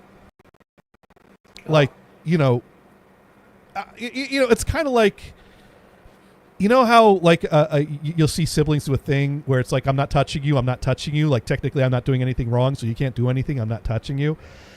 I might have that kind of an attitude towards someone that is pissing me off because they don't like that I'm talking or existing in their space right now. So Dave was, you know, basically like, yo, shut up. Yo, you fuck. And so he's being real nasty to me, like trying to get in my face, trying to intimidate me. And I was a bit intimidated, but I also was pushing back because I kind of knew, like, dude's not going to hit me, because if the dude hits me, he's going to be in trouble for that. You can't hide that.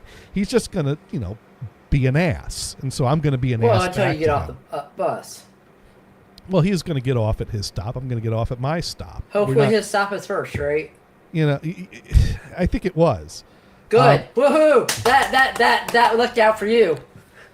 The only thing is I didn't think about the fact that we both go to the same school and might pass each other's in the hallways, and you know, like, he knows where I go to school because he's going to school there too. That's future me's problem. So I set the stage for future me to have a problem with this kid by being antagonistic towards him when he was kind of bullying me a little on the bus. I could have de-escalated that, and now I get that that's the type of shit my parents were trying to tell me back then. Like, you know, yeah, he's the bully, and yeah, I not technically in the wrong, but also you could have just shut up and left him alone, and then he wouldn't be bothering you. Like me, I was indignant when, you know, people would tell me, like, you know, I wasn't wrong, I was right, and I think my parents were trying to, like, saying, no, but if you did this differently, things would go better for you. And it's like, how dare you? I wasn't wrong. That was kind of the wavelengths I was missing. You know, that's the things I get now that I didn't get then. That, you know. Anyways, the point is that I pissed this bully off, and he started, you know, doing that. He was like he'd come up behind me in the hall and get right up on my back and say, keep walking. Don't look behind you. Keep walking. And I'm like, what the fuck? Don't turn around. Keep walking. And then he would, you know, eventually, you know, break off and go somewhere else. He was just messing with me. And so no, Gator, this is what you do. No, this is what you do. You step aside a little bit and put your foot out. And say, oh no, I decided not to walk, but apparently you're on the floor, so now I can keep walking. Well, at the time, I was like nervous about what is he like, you know, is he gonna, like, I don't know. Now, Sparky wants to know if he ever knocked my books out of my hands. I don't recall him ever doing that. Point is we had this antagonistic thing going on in school. Mm-hmm. And so at some point and we were in the same lunch break. And so we're at lunch, and oh yeah, this was sophomore year, because that thing was going on. And so I had changed tables in the cafeteria for reasons. What? You didn't get your normal table anymore? You had to change? That's BS. Well, because you got every kid has their place. Every kid has their table to go to. I have my table. I was sitting at the table of someone who I was trying to silently admire, and I see. That works. And she was not liking that, and so instead of saying, "Hey, dude, you're creeping me out. Like, go sit somewhere else," she went and talked to the guidance counselor about me creeping her out, and the guidance counselor told her to sit somewhere else. And if I followed her somewhere else, then that'd be the point that she could report me for doing something. Oh. So she sat somewhere else, and I might have not picked up many social cues, but that was one I picked up. Like, she moved somewhere else. On the girls, I see. So. But the thing is that her friends were at that table. So I'm sitting at that table. She's sitting at another table, and I'm like, what the fuck is this all about? But I stayed at the table hoping she'd come back at some point, that this would blow over. But at some point, I found out through other people, like, dude, she's sitting over there because that's what the guidance counselor told her to do. Well, you know what? I'm like, guidance counselor? Yeah, she went to the guidance counselor and complained about you. About me? Yeah, because you keep sitting here and creeping her out. I'm like, all right, fuck this. I'll go sit at the table with my bully instead. Because there were other people at that table I knew. Yeah, this is what you do, Gators. This is what you do. You go up to her. I know you creeped her out, but when she's at the other table, you go up to her and say, "I'm sorry, I didn't mean to creep you out. Go sit back at your table. I'll sit over here because I don't want to creep you out." Well, I basically told them, "Look, I'm leaving this table. You tell her I'm leaving this table. Like, I like this girl. I'm not trying to make life difficult. Yeah, I don't want to creep her out. I like her, but I'm not gonna, I'm causing her to not be able to sit with her friends. Like, yeah, I'm not gonna intentionally do that. I'm not a monster. I'm just a little awkward. Like, dude, talk to me. I don't bite hard. All right, maybe it's things like that. Gators. Maybe I should have said that. Maybe. So, the only other table that I really knew people at happened to be the same table that Dave was sitting at. And, antagonistic interaction can sometimes be ball busting. So, it wasn't like, at this point, it was turning into kind of a frenemy type of situation, maybe. Uh-huh. Except that, we didn't like each other, but I was sometimes being disliked by a group. It's still your group, and you have your interaction with them.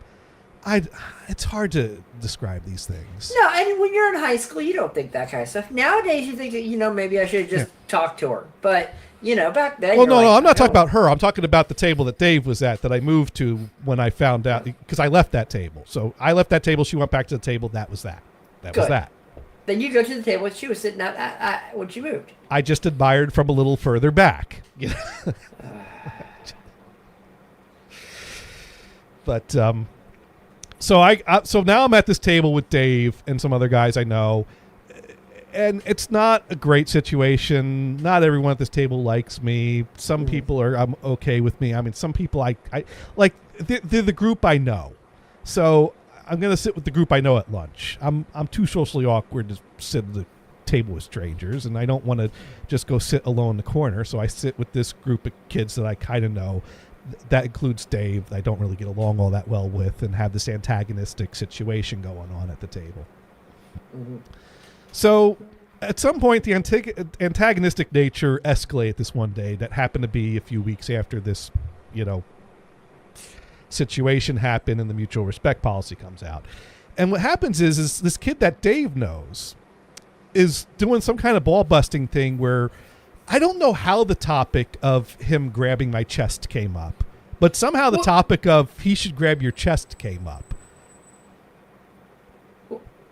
Wow. None of these people have Insta accounts. These people are not on the internet. They're I went to a school with the Amish. Let's just say I went to a school with the Amish. The Catholic Amish school. Wow, Wait. Dude's looking for phone numbers, so I'm coming up with an excuse for him. He's at an airport. He's got to do something. It's boring sitting in an airport waiting for the announcement to come on. All right, so I don't know. Some of these people. Well, the kid that bullied me, Dave, is no longer with us. Dave ended up stabbed in the woods some years later. Well, he pissed off the wrong person, didn't he? He did. Damn. I felt bad when I read about that. Well, I would be like, I think I'd be like, dude, that sucked, but you must have bullied the wrong person because there is no way in hell I am ever letting any of the cute girls I admired in school ever be contacted by anyone associated with me. But I'm not. They don't want to hear my name. But dude, don't talk to him. He'll hang. They don't want to hear my name. Oh. They live in their lives, live in my life. That's that. And she's really a minor part of the story. I just went into it. You don't know. She could be listening on YouTube right now. Yeah, I somehow doubt that. Hi, Gators, for a girl that he liked that on YouTube that he won't mention because he doesn't think you're on the internet. Amish lady. Yeah, that's it. Yeah. The Amish do love YouTube, I hear. So, anyways, that part of the story is over. We're talking about Dave and the other kids and the bullying situation. So somehow, I don't even know how the reference to grabbing my chest even came up. Like, how does that even get brought up? But something kind of happened where he motions like he's going to grab my chest or something. And it was probably some kind of a teasing thing. And I reacted pretty strongly to "don't you dare touch me" type of reaction, which kind of set off the air of, ooh, we pushed a button here. Let's push that some more. So, he's kind of coming at me with the hand motions like he's going to grab my chest, but he's not getting close enough to actually grab him. I'm like, get away from me, you weirdo. And he's like, no, and so that was that. And he went off. I didn't even know this guy. I didn't know this guy's name. I still don't know this guy's name. Some guy that Dave knew. That's all he was to me. And acting kind of weird. So he went off. He went away. And I thought that was the end of it. Yeah, he was going to man boob me. Is what he was going to do. Oh. And I don't know how this even came up, but he was but because I was like, get away from me, don't touch me. It was like, hey, I'm going to push some buttons here. But that was as far as he was going to push it. But then Dave offered him cash.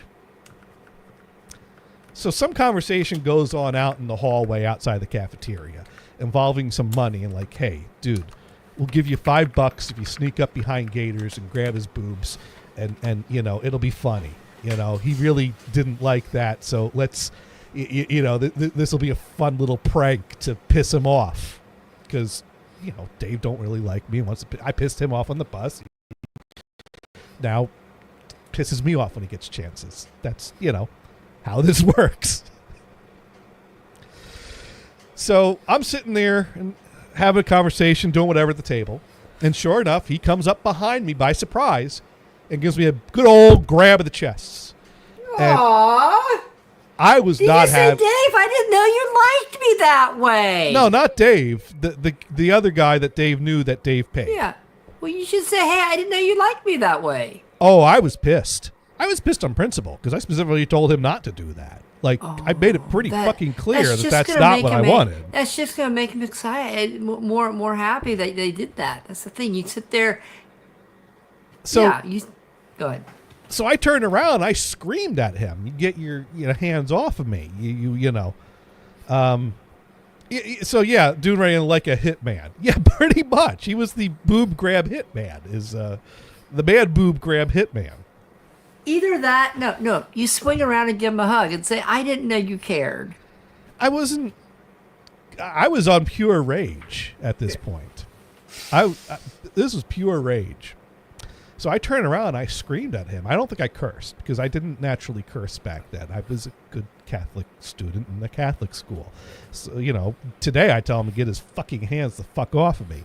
But I think I just screamed and said, you get your hands off of me. But I was very loud and it caused a scene. I still don't curse, Gator, so I understand that. It created a scene in the middle of the cafeteria, which got the attention of the teachers. And so they, of course, immediately wanted to know, what in the hell's going on here. And I'm just like, he's grabbed me and they're like, okay, all right. So I get up and I storm off to a table on the other side of it. So now I'm going to the other side of the cafeteria to sit away from people. So I go off to the other side of the cafeteria to, stewing in my anger. And this other kid named Rob. Oh, no, not Rob. Not Sorry, that Rob. This is Rob. I know his last name. I'm not going to say it. Rob comes up to my table. He was another guy that was sitting at this table. Rob was a bit odd, but he was not someone I wasn't friends with him, but I wasn't enemies with him. Rob usually left me alone. I left him alone. Wait, I have a question. My hand's Yeah. raised. Okay. At this table that you're sitting at now, Yeah. there's 3 people you don't like. Well, there's Dave. This guy that there's grabbed. Dave. Well, There's the guy Rob. the guy that And there's- grabbed. Well, the guy Yeah. that grabbed me doesn't sit at that table. He was. Oh, okay.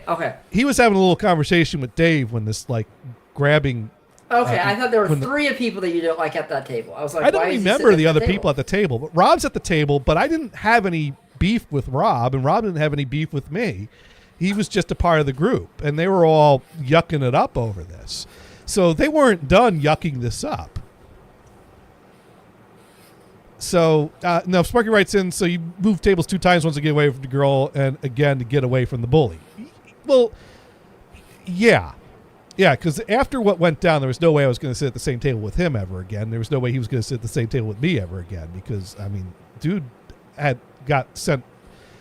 got told not to come back into school till you come in with your parents or your guardian What, next the guy week. grabbed you? Grabbed your chest? The guy that grabbed me, Dave, who paid him, and Rob, who did the next part of the story, the 3 of them were suspended for a number of days, and they had to come in with their parents or guardians to meet with the principal and the vice principal and my mom. Your mom probably liked the SmackDown, too. Oh yeah, she did.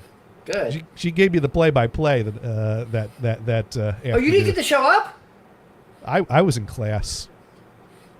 I was saying, can I skip class to watch the action? Or hey, Mom, I there's was this VHS camera. Can you record this for me? I was not- I want to be able to turn that to DVD later on. I was not invited. My mom was. I was not. But anyways, so this goes down. The teachers are trying to figure out what happened. And meanwhile, I'm moving over to the other side of the cafeteria, just trying to calm down, get past this and stewing. And Rob comes up and hands me a nickel.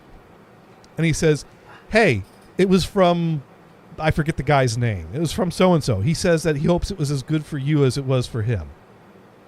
Wow, you're a hoe. Nice. I was not amused.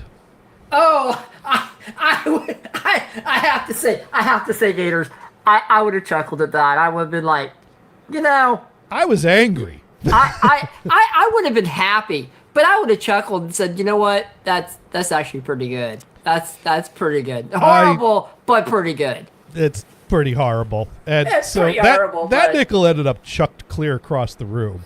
Dude, you lost 5 cents that day. I did not want that 5 cents. So yeah, he was one of the guys that got popped. He's the guy whose mother called me in a panic. So we got to get to that part of the story. So after things are calming down, the teachers are, taking notes and comparing notes and things like that.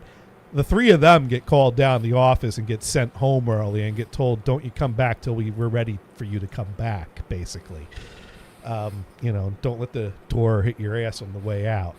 And that was the type of school that, if you were too much trouble, they'd ask you to leave. We're going to ask you to leave, and if you don't, we're going to kick you out. Which one's going to look better on your record?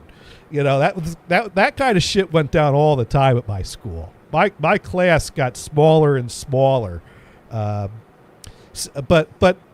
none of them actually got kicked out over this. They just got suspended for a few days and had to come back in with their guardians or parents to face the music and get a serious talking to and probably some points on their. We had a behavior point system. Basically, you had a grade for conduct that started at 100, and if you did something wrong, you get a point slip that subtracted from that 100. So you always had 100? Oh hell no! I was always in fucking trouble, but I was always in trouble with the teachers. Wow, I never got in trouble. I don't know. Well, so anyways, they get sent home. They get suspended. And Rob's mother is in a bit of a panic because she's worried that they're going to kick him out of school over this. Because, they're really putting the smack down on this. So, yeah, it's a money school. This is a Catholic school. You pay to go there. So, yeah, they can be picky about, so it's basically like you go do that over at the public school. You don't do that shit over here. You go to the public school, you do that. But the thing is that the vice principal had a knack for coming out of the gate with, we think that maybe you don't fit in here. He started with we think that maybe this isn't a fit for you, because he wanted to see if you were going to fight to stay there. I mean, there are a few times when I got called to the office that he said to me, well, we think that maybe you don't belong here. This might not be a good fit for you. They're going to kick your butt out? But my response was always, no, I want to stay here. And, of course, I would lie through my teeth and say I want to stay here because I want to be here, whereas more along the lines of I want to stay here because I'm going to be in so much trouble with my parents that I'll still be grounded till in 2025 if you kick me out of the school. So yeah, he came out of the gate hard with, we're looking at expulsion here, and made you fight for it. That was his method. So Rob's mom is all up in arms in a panic, like, oh my God, they're going to kick my son out of school. And so she wants to do everything she can to try and smooth over this situation. So she calls a little booty to get it going. So she calls the victim, me. Oh, does that work? Wait, why'd she call you? Why'd she talk to your parents? Hey, Mom, guess who's on the phone? Oh, my dad took care of that on the second phone call. Good.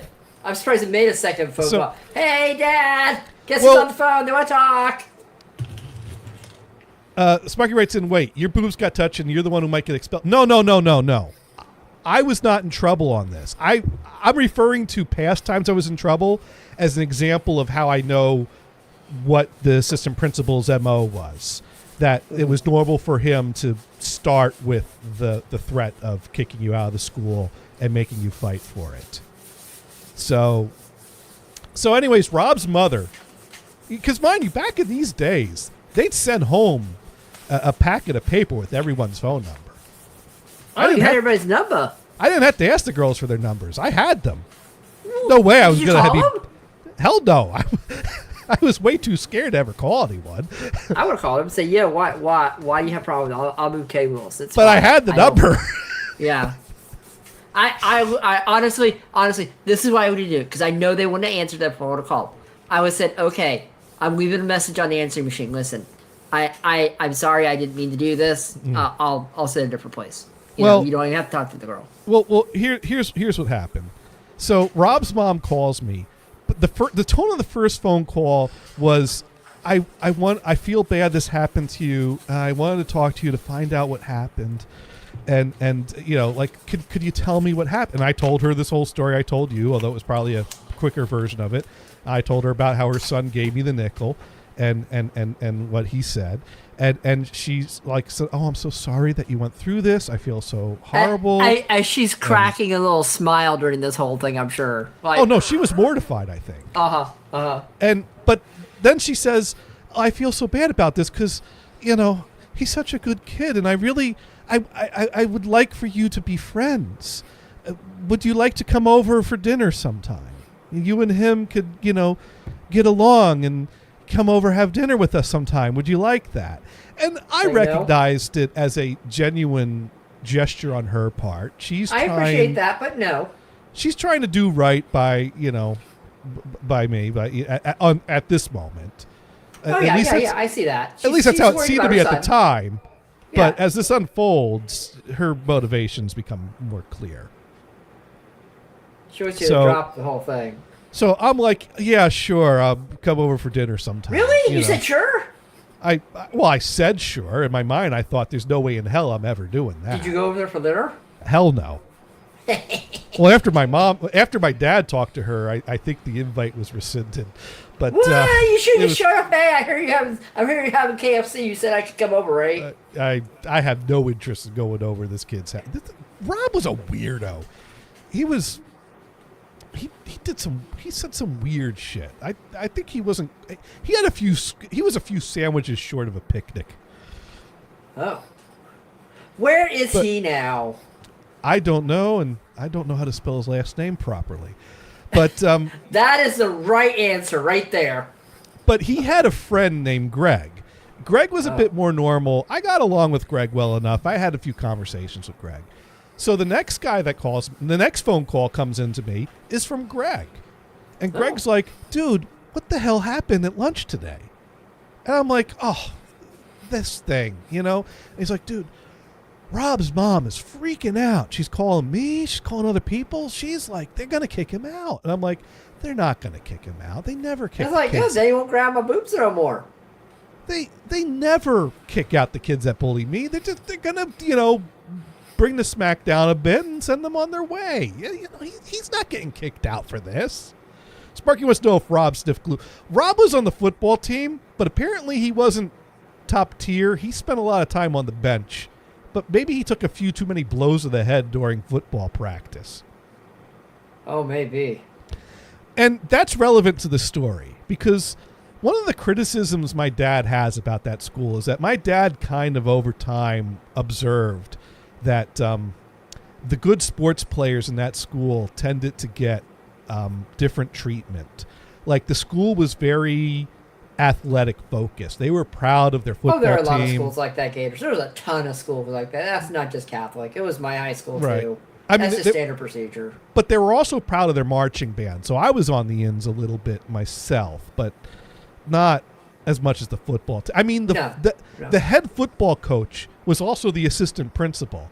So in one breath, That's BS, man. Yeah. That is complete BS. But Rob was not a good football player. He was one of the bench sitters. I don't know that they ever put him in. The problem is, coach will still stand up for him. Well, the point is my dad used this to get Rob's mom's goat, as they say, because we're eating dinner. So I tell Greg what happened, and Greg's like, Rob's mom's freaking out, and I'm like, well, how's that my problem? It's not my problem, man. Boy, it's sick out. I don't have to deal with it anymore. I don't It's know fine what with to me. tell her. Okay, that's what happened. Okay, thanks for calling by. So, the rest of the day goes on. Mind you, this is like afternoon. Parents are still at work. We're home after school. This is like homework time or Disney afternoon time. So hours go by. Mom, dad come home from work. I fill them in on the bullshit that happened today. They're pissed to hear about this. They're like, what the hell's... I'm like, well, they're getting suspended apparently. And so my parents are pissed off hearing about this happening to me. And then we have dinner. And then as we're wrapping up dinner, we're still like... I think we're done with dinner, but we're still clearing the table. Phone rings again. Jonathan, it's for you. It's Rob's mom again.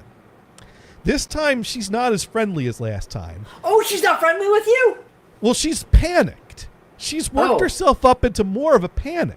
So she's like, oh, my God, they're going to kick him out. I think they're going to kick him out of the school. I'm like, calm down. They're not going to kick him out. Good. You won't be grabbing They're my going to boobs no more. kick him That's out.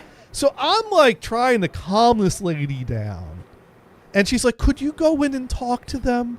Could you talk to them and ask them not to kick him out? I'm like, that's beyond my control. It's not my place. No, I'm not gonna do that. What are you talking about? Like, Why'd you call him? I'm not gonna do. And it had very little to do with the fact that I didn't care. I wouldn't have cared. I felt bad for this woman, but to me, it was just like, it seemed so fake for me to walk in and be like, I don't want these people to be in trouble for I wouldn't me. have done that. I would have just said, Let them stay. That's nice. I mean, I would look like such a schmuck if I walk in at like that. Like, let them walk all over me. They shall pass. I'm gonna let this run its course. I don't think they're gonna get kicked out, and I don't wish bad things on them, but I'm also not gonna stick my neck out for them either. So I'm basically just trying to calm her down. They're not gonna kick him out. There's no need for me to go and talk to them. They're not gonna listen to me anyways. So my dad hears this, and I gotta say, to my dad, this must have looked like the most fucked up thing ever. Why in the fuck is this bully's mom calling my son, and why is he the one that's got to calm her down about her son getting kicked out of school? So my dad, I would just hand the phone. Hey, Dad, you have some fun. Well, I was focused on the conversation. I'm trying to calm her down. My dad came up and he took the phone out of my hand. He said, "Give me that. Get out of here." I would say, "Hey, Dad, guess what's going on?" And my dad proceeded to tear her a new one. Good. The funny thing I remember was that he said to her on the phone something to the effect of, well, it's a very sport-focused school, and it sounds like your son's not a very good football player, so it's not sounding too good for him, or something to that effect. So, which apparently didn't help diffuse the situation, Eddie. I think she left the phone call in more of a panic than she entered the phone call. And Sparky writing in is painting this picture absolutely correctly. Back in the day, with only one phone in the house, and it was one phone line in the house. There was another phone upstairs if I wanted to listen in on the conversation, but I was fine hearing one side from the kitchen. Yeah. But yeah, it was the corded phone in the kitchen that we all used. That was attached to the fancy digital answering machine. No more cassette tapes for us. We're moving up in the world. But yeah, this would have been like 95, 94, 95. I still have my little micro tapes from my old answering machine. I have nothing to play them on though. So the funny thing about this is that the next day in school, I think my dad was something of a legend among this group. Because I can't even, I don't even get to my locker before Greg comes around the corner and comes up to me and goes, "What the hell did your dad say to Rob's mom?" Why does Greg know everything? Well, because Rob's mom called Greg back afterwards.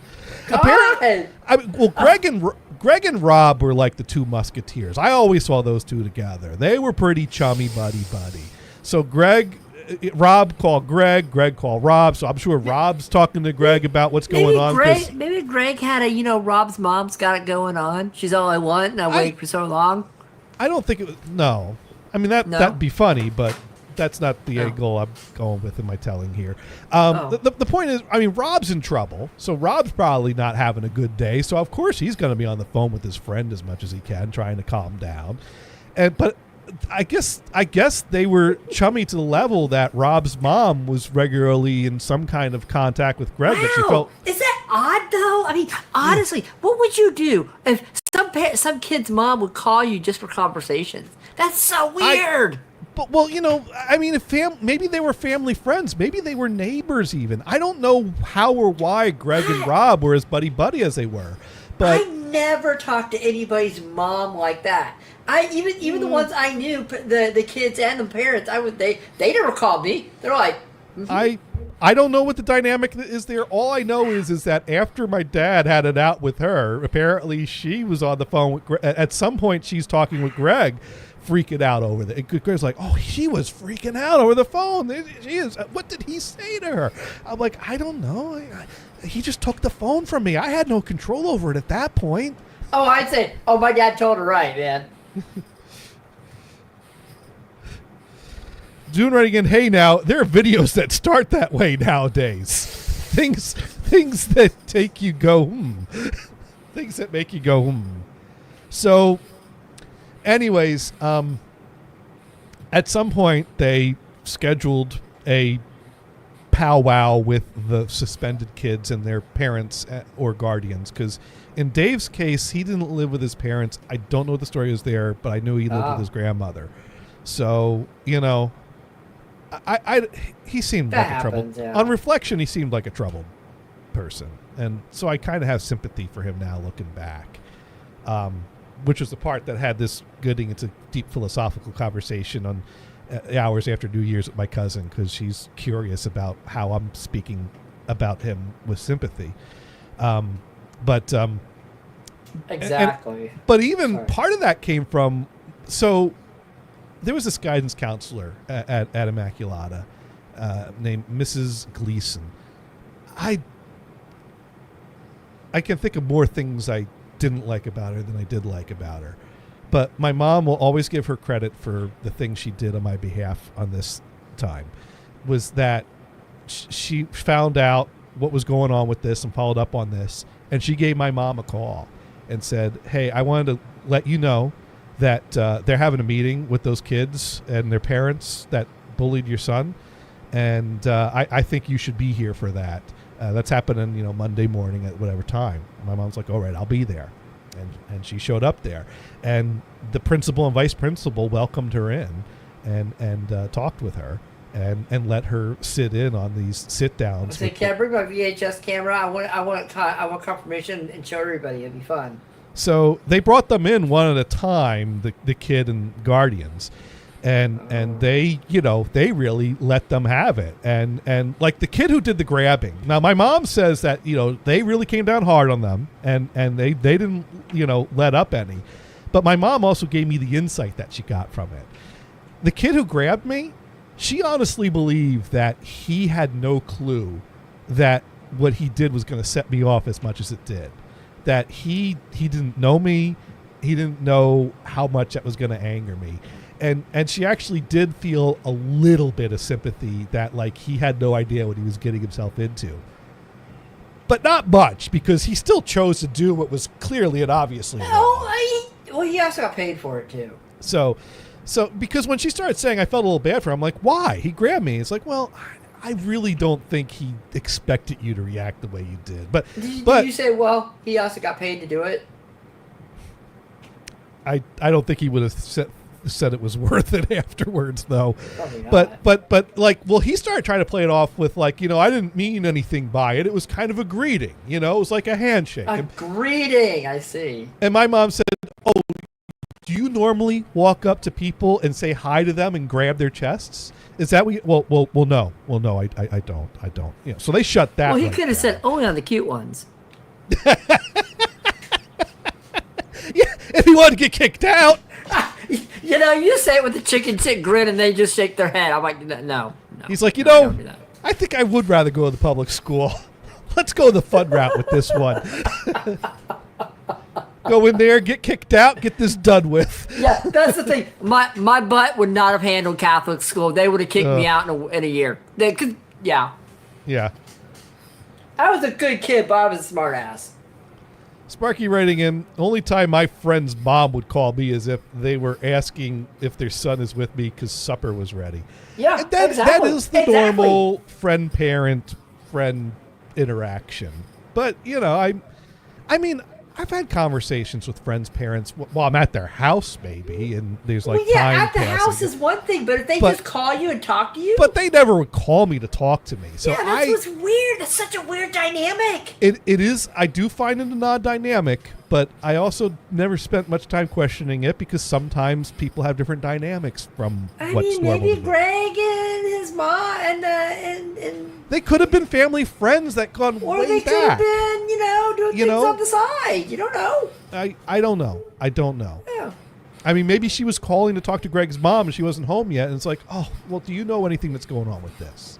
Maybe. I don't know. I don't know. I really don't know what the dynamic or circumstances were there that caused Rob's mom and Greg to be having multiple phone conversations about the shit that went down at school that day. I agree it's odd. So then they really gave it to Dave. They really, came down hard on him. But he had this attitude that he felt like he was an outcast, that people were always picking on him, which I found odd. I'm like, you got to be fucking kidding me. This is the guy that's been antagonizing me, bullying me, and he thinks he's the outcast? What the fuck? But there is a part of me that's like, you never know how someone feels. I never walked in his shoes. I didn't care to. But for all I know, he really did feel like an outcast too. Sometimes the people you'd least expect feel like... So I don't know what load he was carrying there. So... I can have some sympathy for him now in hindsight. I mean, this event... I never have sympathy for anybody's an a-hole. I'm sorry. I never had sympathy for anybody's an a-hole. The only thing I got from this event was a little bit of aggravation, and I went on with my life. I turned out all right. This didn't harm me, so why would I carry any anger over it anymore? Oh. Sparky pointing out if Brian was on right about now, he would have to pee. He absolutely would.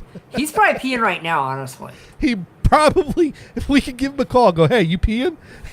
Let's not. So yeah, and Rob, I don't know. He was, I mean, the thing is, I knew that they weren't going to kick out Rob because Rob was like the least offender of them all. Rob didn't lay a hand on me. Rob didn't arrange the thing. He just got caught in the crossfire of an after joke that they sent him in for. I was surprised they even suspended him. His role was so small in the whole thing. Wait, but did he pay Greg? Greg wasn't involved in any of this. Greg was Rob's friend. That was only getting he wasn't even in the same lunch with us.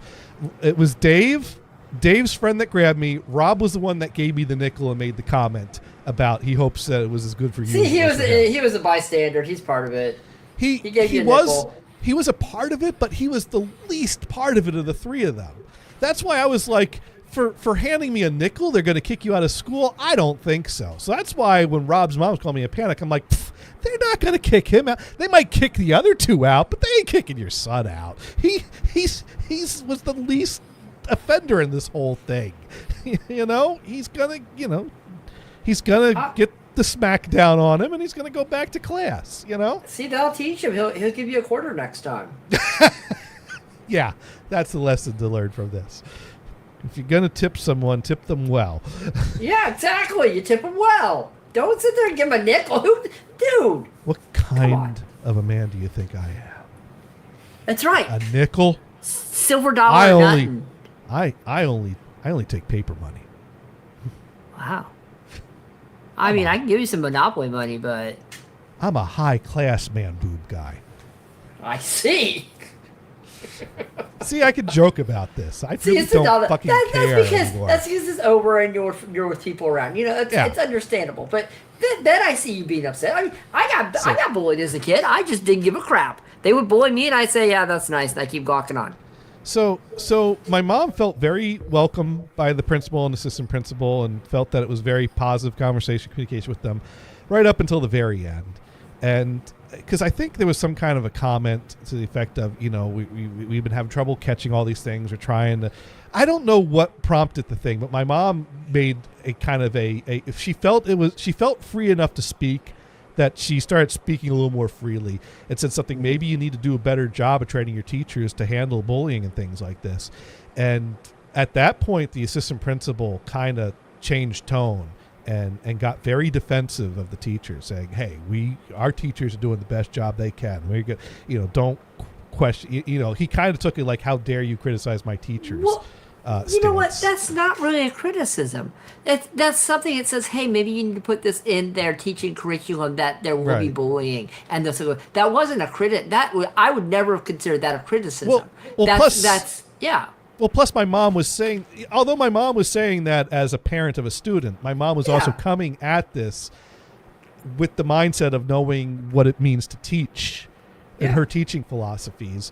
And kind of, so but he felt that she was a little out of line as a parent saying that because at that point she kind of was like, whoa, I guess I better back off now. Oh, I wouldn't have backed off on that. I would have explained what I said. That's the problem. Yeah. If he wasn't going to take the constructive criticism and, if you're starting to wear out your welcome, my mom knew, when it was time to back off, and she was invited in. She said her piece. It was very receptive. She got a lot of words in. Was your mom part of the PTA? No, she was busy with her own. She was working a teacher. I mean, she had her own full-time job that she was doing. Oh. I don't think she had time for PTA stuff. No one has time for PTA stuff. But it has to be done, unfortunately, yeah. So anyways, they did not get kicked out of school, and school went on, and I don't think the mutual respect policy made any real changes, but no one else. There were no other suicides in my time in school. Only the one, which is still too much, of course. But kids are going to bully. Maybe teachers paid a little more attention to it. But of course, the aftermath is some years later, my dad read in paper about Dave being the victim of a stabbing. Apparently, he was messing around with a girl that was someone else's girlfriend, or apparently there was some kind of love triangle that resulted in this jealous guy who hired some people to take him in the woods and stab him. They probably paid more than $5. Or nickel. I felt bad when I read about it. That sucks, man. No one deserves that. No, I mean, no one deserves to be taken to the woods and stabbed. And that's and maybe that kind of helped put some perspective in things, because it's like my dad read about him and kind of had an attitude. Well, he you got a certain personality, you bring things on yourself, because my dad had the only thoughts my dad had towards him were, you're the kid that bullied my son and made him miserable at times. Fuck you, Yeah, pretty much.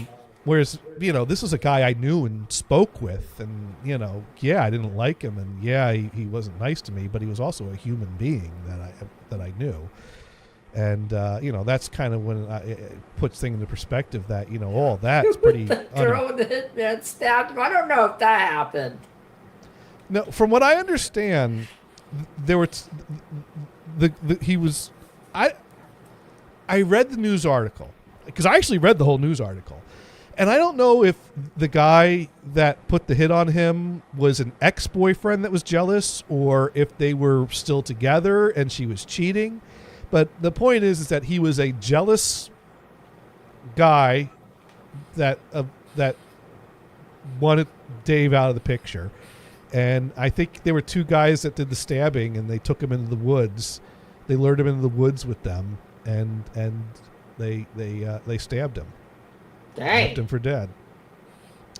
And I mean, I felt bad for him, and I kind of said a little prayer, wish him well, and wherever he's off to at that point. Yeah. What else can you do? But it's at that point that it's like anything else was kind of unimportant in the grand scheme of things. With I felt bad. But that's my story about that. Dang. Oh, I say.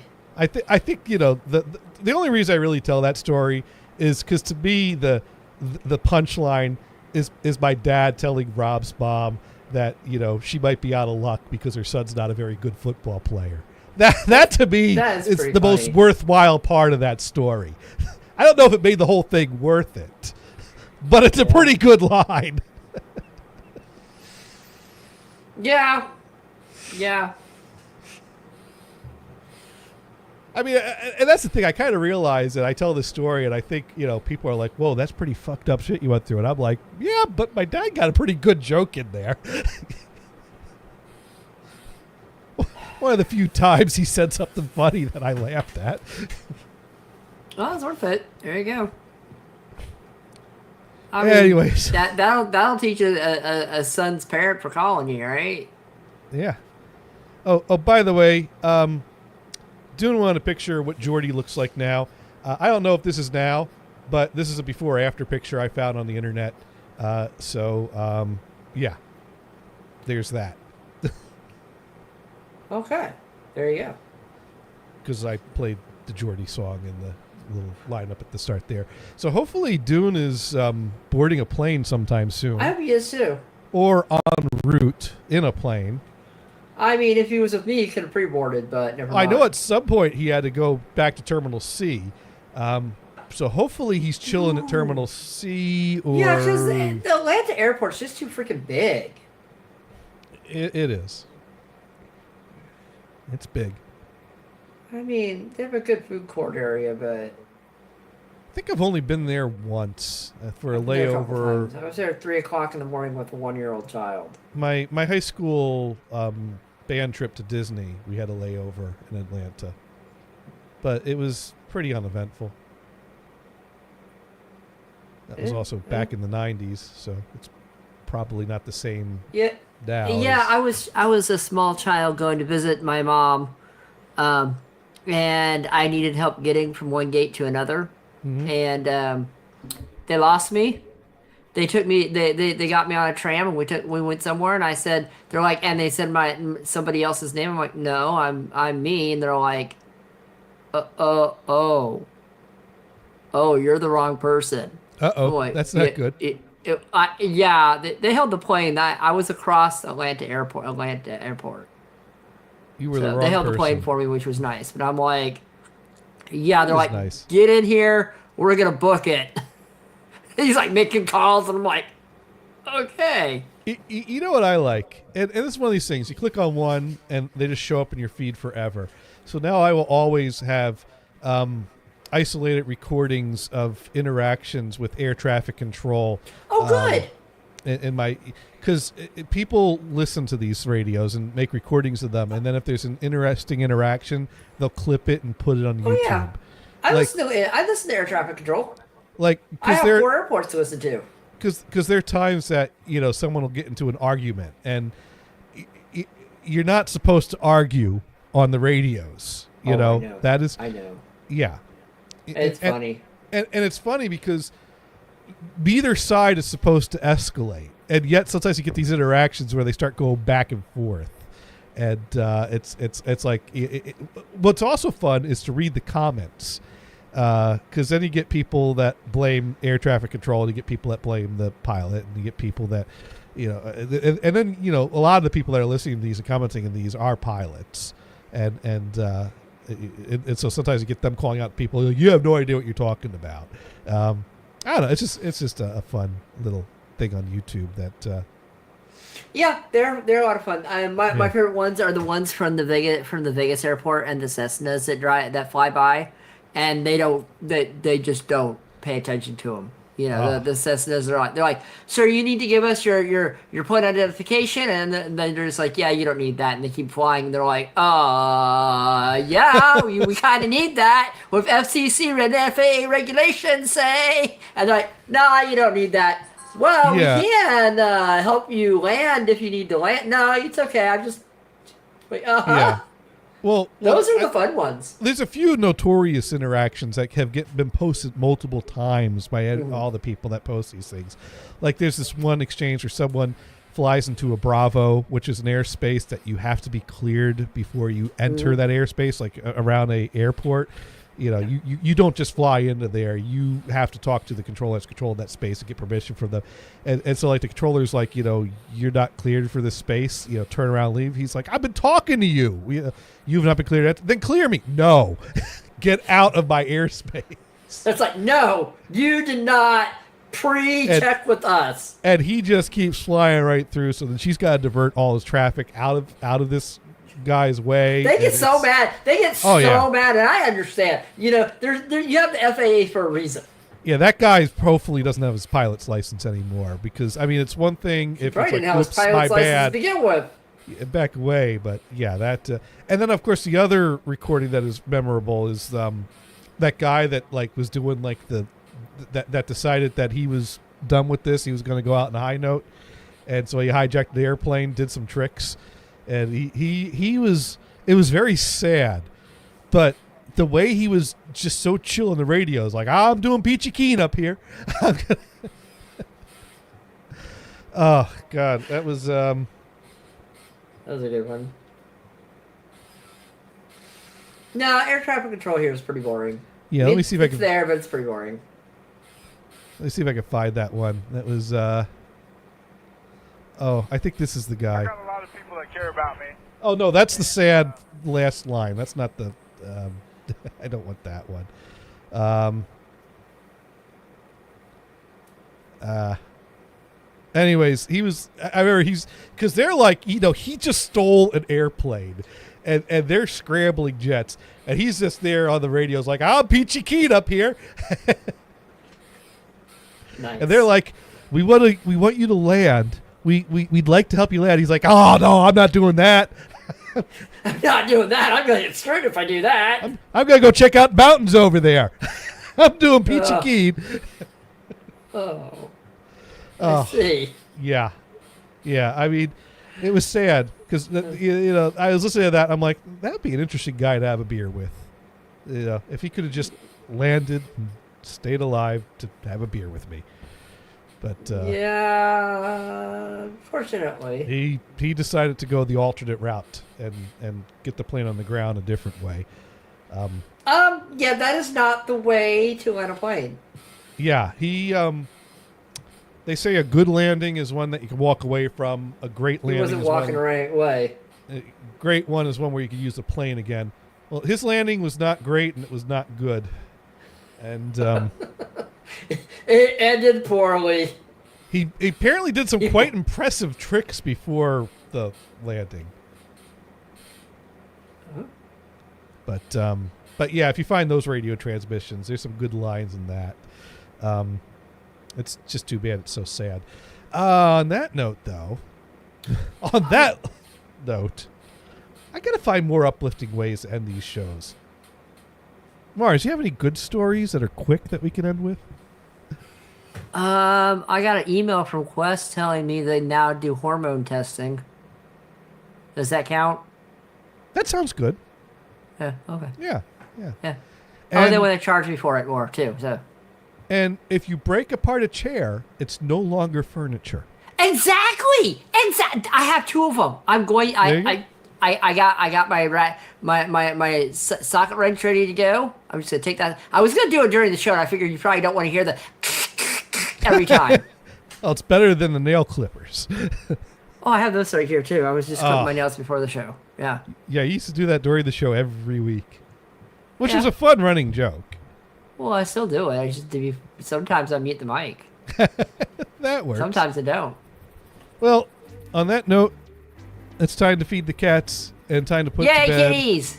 another edition of, Insert title here. and we do try to be educational here. And Mars, what have you learned this week? I learned when throwing treats Momo gets them every time, and I mean both Momos. That is true. What have I learned this week? I've learned I can get away with telling the same stories over and over again, way more than I should. And Sparky learned the new Christmas card has a spot on Johnny's shelf. That it does. Wait, Thank what? you. Wait, what? Sparky you have your sent Christmas me. card? Sparky sent me a Christmas card. He used Dune's address for the return address on the envelope, and Velvet 7 as the name. Yay! That's great. I mean, I get the card. I look at it. I see it's from Velvet 7, from an address Oh. I've seen before in Wichita, Kansas. And I'm like, oh, Sparky.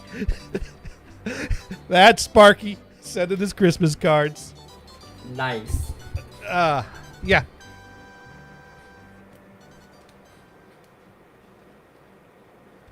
Yeah, it's right here on top of the previous Christmas card. Nice! So there it is. Sparky goes with the hot rod themes, which is always fun. So, yeah. Santa's, Does it have a 4-door Chevelle on it? no, this is something that you'd probably take down a straightaway really fast and see how fast you can get from one end to the other, I'm thinking. Oh, drag stripping, yeah. Yeah, dragging. That's Nice. what I would do with that car. I could be wrong, but that to me, if someone said, hey, take this car and drive it for its intended purpose, I'd look for a straightaway and see how Yeah. fast I can get from one end to the other. Exactly. I'd probably test the brakes a few Oh, times 30. before. That's really cool. opening up. 34. Nice. There we go. And Santa's got the gas pump in his hand, ready to gas up, because who needs 8 reindeer when you got a hot rod like that? That'll get you around the world. I agree. I completely agree. Yeah. I look good doing it. So I'll prop that back. Who up on needs the shelf Rudolph later. CO2 headlights? Come on. Yeah. So thank you again, Sparky. Yay! And we'll see if I remember at some point during the week to open up a tab to Twitch and see if I can come up with a top 5 list for you there. I tend there to you get go. more just philosophical and generalized, which probably doesn't translate very well into specific criticism or policy. So I need to try to think about the actual question on hand and how to answer it properly instead of like a politician. But yeah. On that note, Sparky says clap. Hope everybody had a good holiday. Yeah, New Year's. and Yeah. we'll have to check back in with Brian. Maybe I'll give him a call during the week if I think about it and say, hey, Yeah. what's up? Do we need to, are you busy on Mondays now? Or, I mean, we could continue on without him. Me and Mars are carrying the show pretty well. Maybe we could bring Sparky in as a third mic. Oh. We could do that if you want. Right now- Sparky's up for that. But Right now, Sparky's thinking, but my name's not Mike. Or, how do they know my name's Mike? Oh. Or you. Or we could call Brian. Or we can get Bod Pro in as a third mic. Now, we know her name's not Mike. Could be. Oh. Could be short. Maybe middle name. Maybe. Okay. Shaz Well- Mike Bod Pro. There we go. That's the full formal name, right? Yeah. Sparky writes Well- it Dune. No, I do Yeah. my show with Dune on Sunday. This is a different show. If I do 2 shows with Dune back to back, it's going to You've get done real that. boring It's on real Saturday, fast. Sunday. You've done that Saturday, Sunday. Yeah. All right. Well, anyways, I'm going to go give the cat some treats, and we'll be back next week. Same bat time, same bat channel. And maybe we'll bring Brian's Asian wife on for a show. We should do this. We should do that. All right. Okay. Oh shit! We got to find someone to raid. Piney's on. We'll raid Pineapple Hoots. Let's go ahead and do that. Oh, yay. I'm not even gonna check if she's still live or if she's not wrapping. Oh, she's usually live for 8,000 Oh, yeah. hours at a time. Oh, I yeah. should probably be live for a little while. I don't think that'll be a problem. So we'll go ahead. We'll Yeah. do the raid, and we'll see you next week. Good night. I love Piney, yeah.